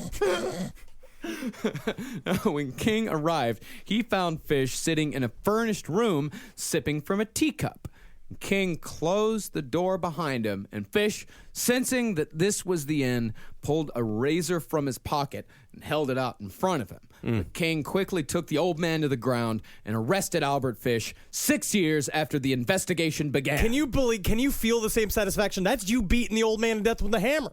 Yeah, that is a fun thing. Yeah, it's the fun thing. Yeah, Just being able to grab Albert Fish because he's a tiny little old man. Yeah. Being able to just manhandle him and smash his face against the table and shit like that. Yeah. Oh, yeah. And he reportedly, when he got him down to the ground and pushed his face into the floor, he yelled at him, "I've got you now!"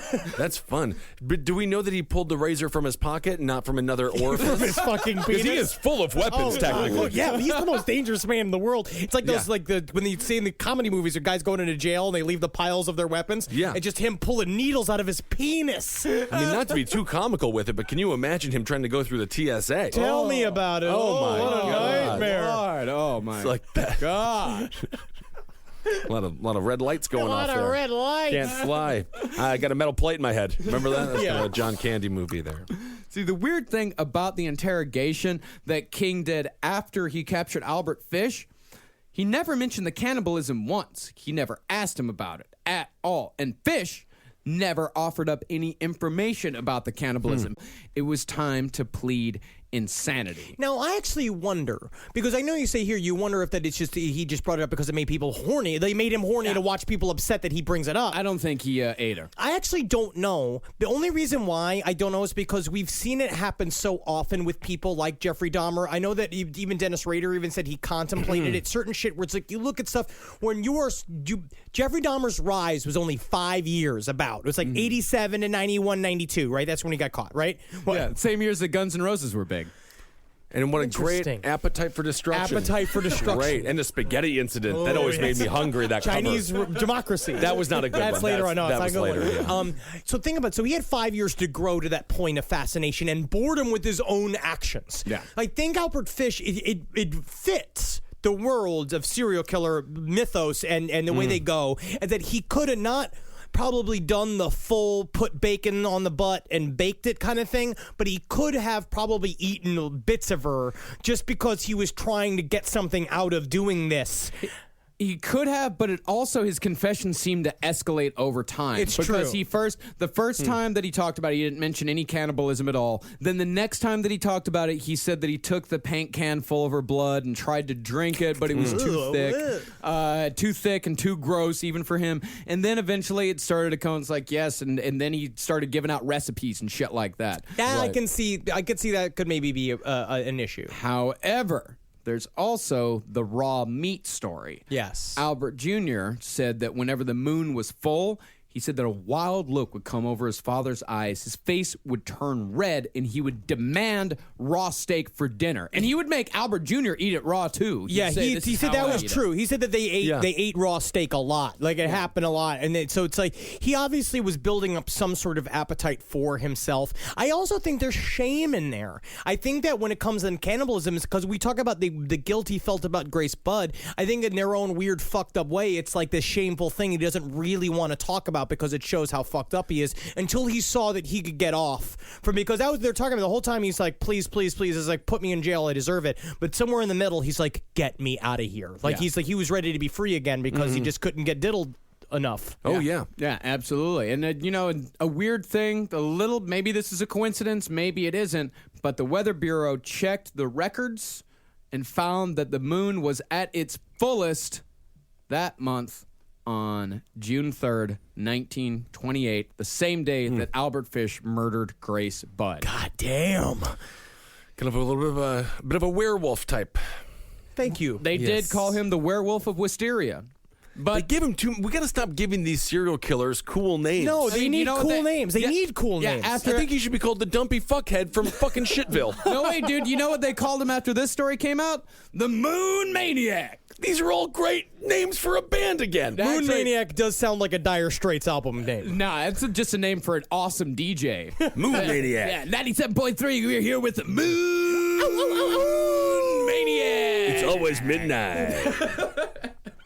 No, Fish, despite the best efforts of his attorneys and the psychology experts who were swayed more by the needles than anything else, was declared sane and was sentenced to death by electric chair. Because remember at this point, because we didn't go through the whole trial because it's hard to go through. But these people heard testimony that is unlike anything anybody in this time period had heard before. It's 1934. They're hearing about shit eating. They're hearing about piss drinking. They're hearing about cannibalism. You're hearing about molestation, chopping the penis off little boys. These people were shell shocked. And by the end, like you could maybe have said he was insane. By the end, I think they were like, kill it. Yeah.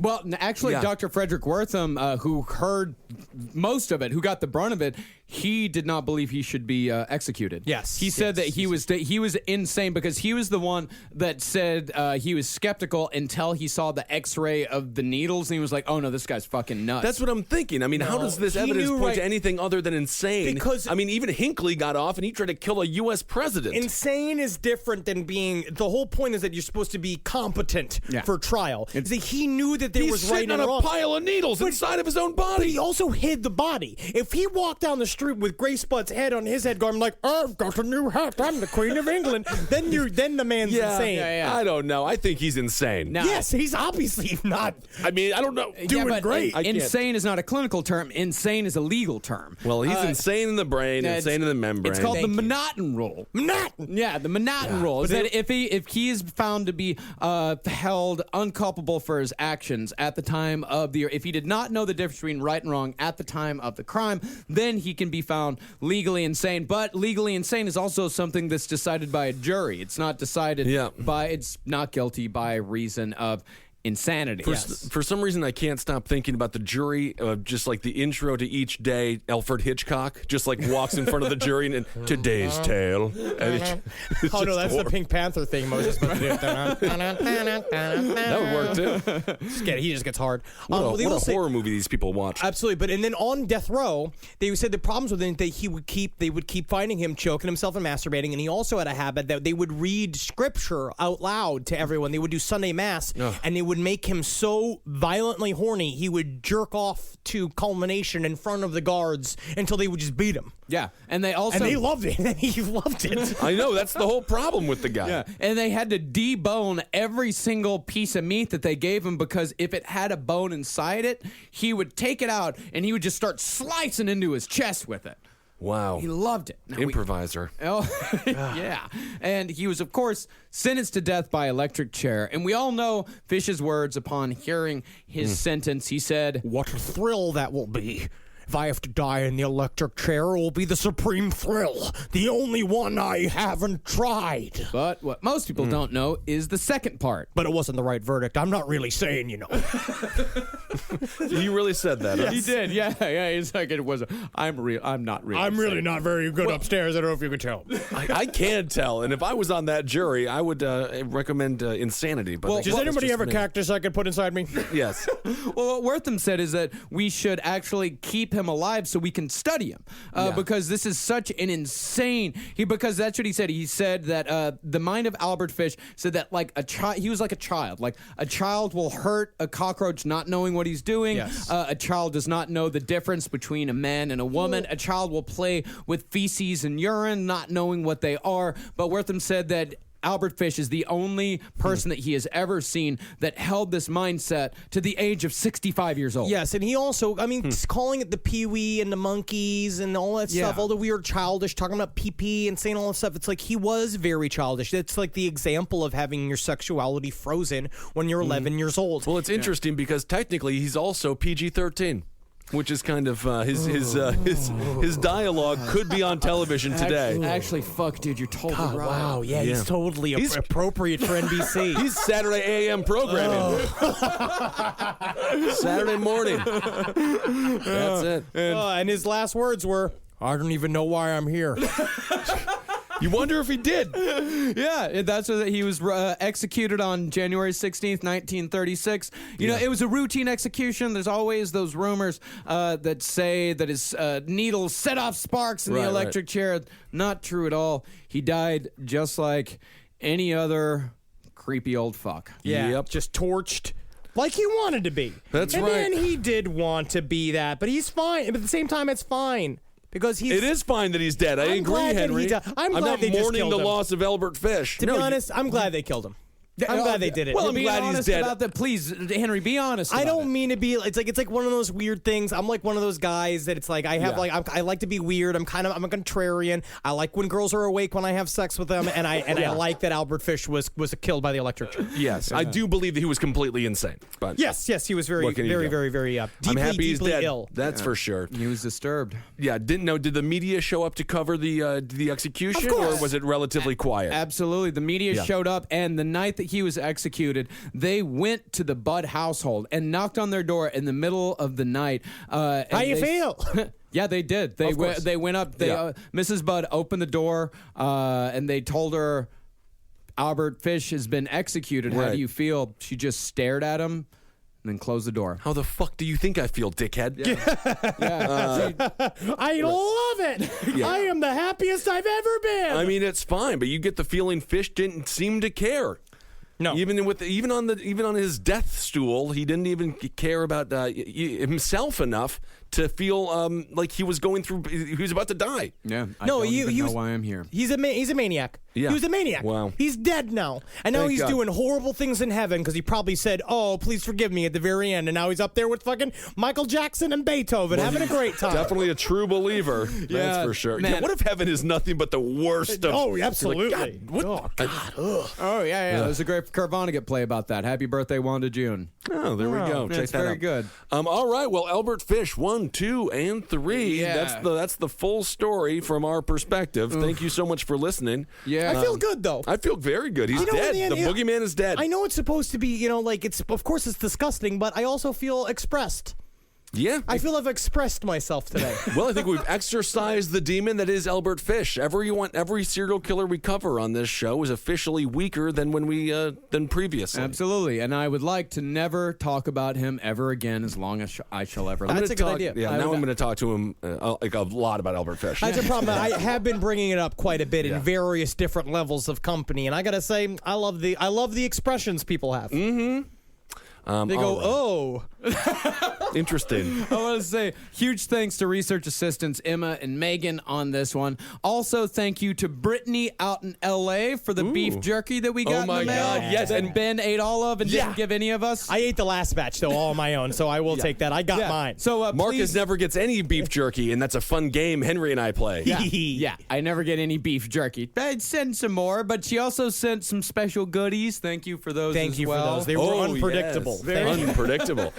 I also want to say thank you to Sean Ingledew for the amazing Nuclear Trump t-shirts. Oh which- my God, awesome. Yeah, you saw Ben wearing the Nuclear Trump t-shirt on last stream on the left, and if you want to buy your very own Nuclear Trump t-shirt, you can go to Sean's Facebook page, Sir Osis of Liverpool's Castle. Ooh. And speaking of last stream on the left, holy shit, guys, thank you so much for watching. Thank you so much for Yes. watching. We broke records of their viewership on adultswim.com. Their top show only had like 500 views. We literally broke in with like 3,000 views. We want to break it again this week. We're doing it again Friday at 7:30 this week. And please come and watch it. It was awesome. It was so much fun. Yeah, Very, it was so great. very Yeah, fun. go to adultswim.com, and that first episode is archived. Actually, if you go to the Adult Swim website now, just go to adultswim.com and scroll down a little bit, and it's got our picture on there. Hey, all right, there we are. Yeah. By Stevie Chris, an amazing photographer. Yes, thank you, Very good. Stevie. Yes. And also, I'd like you guys to support the new series Crypta, created by Andrew Parker and Brandon Cahala. I'm doing voices for it. Kiss will be on there. Marcus is on there. Ed Larson will be on there. And please help support it. It's going to be a really good, fun series. It's a cartoon series about cryptids, and I'm really excited. I get to play evil German doctor in it, so I get to be your grandfather's little inspiration in there. Isn't that exciting? And what that's at www.seedandspark.com/studio/crypta. All right. I mean, what a great community that's forming here. I mean, everyone is doing amazing work. The T-shirt designs are incredible. The of you people is just so phenomenal. You people. You people. What do you mean, you people? And if you want to get your very own Last Podcast on the Left t-shirt, specifically the one with the new one with the Hail Yourself design, we just got those in this week. We've been having a bit of a transition of our t-shirt people going on right now. So if you've been waiting for your t-shirt for a little bit, we're sending them out this week. You're going to have them very soon. Go to cavecomedyradio.com/merch to check those out. And of course, this Friday, we're coming to Baltimore. Go to Auto Bar. Go to the Auto Bar website to get tickets for that. And we've got a very big announcement coming up next week about more upcoming shows. We're going to be doing 2 out. We're gonna keep it secret for Whoa, we got a secret. Started it and pulled it back. Wow. We got a secret, but we've got 2 big shows coming up in December. I'm not even gonna say what coast it is. Marcus, you might be going to free speech jail, my friend. Not good. Look at me. Yeah, guess what, man? The chow sucks. All right. They took all the bones out of the meat. You can find us on Twitter. Yeah, we can do Twitter and check out the other shows here on Cave Comedy Radio. Abe Lincoln's Top Hat Roundtable of Gentlemen, page 7. Sex and Other Human Activities, and Marcus's Lucky Bone Show. Mixcloud.com/Marcus Parks. And you're at Ben Kissel. I'm at Ben Kissel at on Henry Instagram. Loves You and Ben And Kissel Twitter. and Twitter. I'm at Dr. Fantasy on Instagram. You're Marcus Parks. I'm at Marcus Parks on everything. And at LP on the left for both Instagram and Twitter. That's right. Hail yourselves. Hail me and Satan together. Ooh, combo. Hail Geen. Congratulations.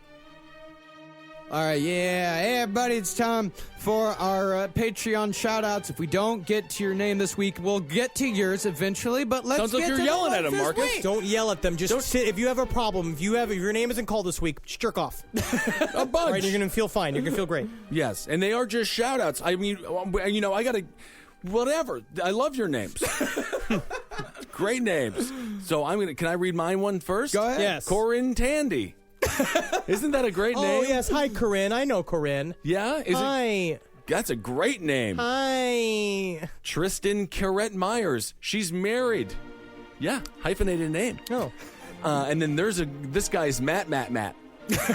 Just 3 That's Matt. it? Matt. That's not a name. It is a name. That's a fake name. It's Come out 3. of hiding. Did you kill a girl? Matt. Don't do it. Then the other one is Matt RB. Maybe he's a running back. And another one is Matt Laughlin. Then we got Richard Nelson, Odessa, Genevra Kuzel. Thank you. Charles Ross, Jaron Foster, Matthew Allen, and Tyrell Heckendorf. Thank you guys so much. Monica Esquivel. Gracias. Kevin Zadnik. Patrick Edmondson. Justin DeCilo. Jeremy Lanham. Catherine Mitchell. Hello. Jason Laren. Adam Warner. Mark. Emily Fuller. I got Vanessa Loretto, Stephen Stanley, Skylar Holtkamp, Alan Dobbs, Patrick, Christine Moody. Thank you, Christine. hey, Hello, Christine. Hey, how are you? Jennifer Richard, Peter Paulding II, Alan, and Ian Turpak. Thank you. Kim Horton. Here's a who. Kind of fun. That is fun. That's fun. Jim Carrey is fun. That is fun. Love him. Fire Marshal Bill, Gary Lazelle, Travis Jack Fleckenstein, and G. Thank you. Peter Whitehead. Erica Young. Thank you. Kalina Bowman. Taylor Lloyd. Jesse Rooney. I know Jesse Rooney. Hello. Hi. Hail Satan. Hello. Rafael Estrada. Randy Katzen. Sam. Oh, thank you, Randy. Beef jerky, man. hell Randy, yeah. thank you, beef jerky, beef I jerky. eat all of it. Marcus gets none of it. Oh, no. Sam Hall. Christopher Sorensen. John McClung. Rian Marks. I know Rian. We're going to see you soon. Yeah. So fucking soon. I'm going to see you in London and we're going to kill everybody. I think she's underage. Yeah, you say it like Is that. that It's bad? dangerous to say. Yeah, technically. Keith Krajnik. Son. Alex Resendez. Greg Hampshire, as in New Hampshire. Oh. But you're old Hampshire. No, he's new. Old. Matthew.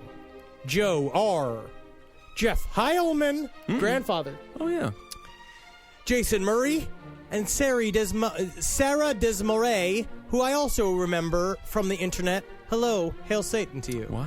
I got Miguel Del Rio, Nikki Pook. Hey, Nikki. Nikki, hey, girl. Kirsten Hurig. Eric Downing. Elizabeth. Carly Maxwell. Justin Gray.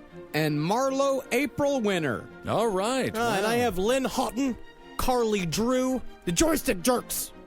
They're funny. I've seen that podcast. Yes.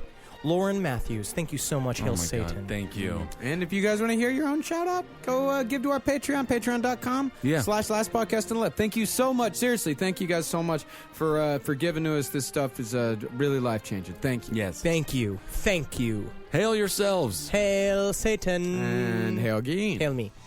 For more shows like the one you just listened to, go to cavecomedyradio.com.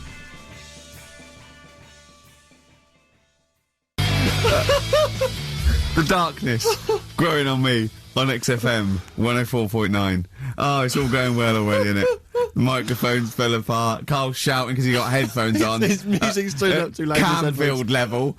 God, it got pre-out. Look at him giggling. Look at him. Look at him laughing. That's so funny because I got a letter here from who was it from?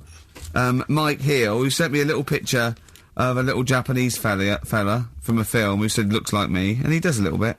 But he says, please can you make Carl laugh? I've never heard him utter as much as a snigger, and I'm worried he may have a genetic disorder. Well, I mean, he has got a genetic disorder, obviously, but he was giggling then. I hope people heard you then. Look at his little face. It was a joy. Oh, I love the things that make him happy. But I love the fact just before the microphone came up and just before the record finished, he had his headphones on, the music was too loud and he was just shouting, Bauhaus is not working! Bauhaus is not working! I have to play something else! I went and found Ziggy Stardust by Bauhaus and said, why isn't it working? Look at him giggling! Look, he's lost it! Is he going away? Are you on drugs, Carl? What have you done? He's tickled. Look at his little... He looks like one of those shaved monkeys. Look at his little... Oh my God, I've never seen a forehead glow. I know, it's extraordinary. Oh. And he's got that red shirt on as well, so the whole of him is just a big glowing... Carl, what are you trying? What are you putting in? I'm going to see if I can get this to work. Go on then. Hang on. Brilliant radio. I hope Dr. Fox is listening because I think he's eating his words right now, Steve. Right, I think I've done it. Right. Well done. That's excellent. Right, what let's play Bauhaus now and let's try and compose ourselves. This is Ziggy Stardust by Bauhaus. Well, it worked. That worked, didn't it? So you panic over. Calm now. You're on holiday soon, aren't you? Yeah. You got to go off early. Well, about How many holidays have you had? Because I only ever have time off when I'm working, like doing another job, like, you know, filming or something. But you seem to have a lot of holidays, just like... And you were sick as well. You were just like... Because you had wet trousers, which is a little bit... Do you not care about the job? I mean, I've got to ask, because... You know what I mean? If I was in charge, I'd worry about your motivation or... Because yesterday, we were trying to work out what you enjoyed doing. And we got to... Manchester United and moaning. And that is the two we came up with. I don't know where you get the moaning thing You're from. always whinging. About what? Everything. When did I last have a moan? Just before we came on air. Right, and why was that? I don't know, I can't remember. Because we were in good mood. We were in a good mood, me and Rick. I'll tell you why. Go on. Because you brought a song in at 10 to 1. Yeah. With a load of effing and jeffing in it. Yeah. And saying, can you edit this? Yeah. Yeah. But that's your job. You could have brought it in yesterday. No, I couldn't. Why not? I hadn't thought of it. But why are you whinging? That's your job. And I did come in 10 minutes before. It was a good 20 minutes before. It just took you ages because you were whinging and moaning to even get started. I'm not being dragged into this. You are always... I'm on my holiday now. Well, not yet. No, you're not on yet. You're still working. Well, that's what's funny. This isn't even work, right? And yet it should be. Compared to what I do in the week, this is a doddle. Well, it's because you're not putting any effort in, clearly. Where are you going anyway? Where are you heading? Cornwall. Yeah? What's happening down there? Well, there's a monkey world. You're excited about that? We're going to see that. Probably go twice to that. Yeah. Whilst I'm down there. How long are you in for? The whole week? Yeah. Yeah. So, this is with your parents, isn't it? Yeah. Taking them out. Your father, what do you think your father will be up to? What's he going to be nicking on this holiday? Well, tin. There's a lot of tin in Cornwall. Since they've shut the mines. He's just called Suzanne, said they've got there, said it's a nice little place. Mm-hmm. There'll be no towels when you get there. So what are you going to do? What are you going to do? Just going to chill out and sort of like go to the pub and stuff? Yeah, like I say, I mean, all I've got planned is probably probably Tuesday and Thursday at Monkey World. What about Wednesday? What do you think of the Wednesday? Just wandering around? just sort of think about, what... King Arthur and that. Where he was down there, wasn't he? I don't know, but I'll tell Where you you going? something. What town? I don't know where it is. Susan sorted it out. Yeah, I don't she know, sorted it out. I had you on the phone to her saying,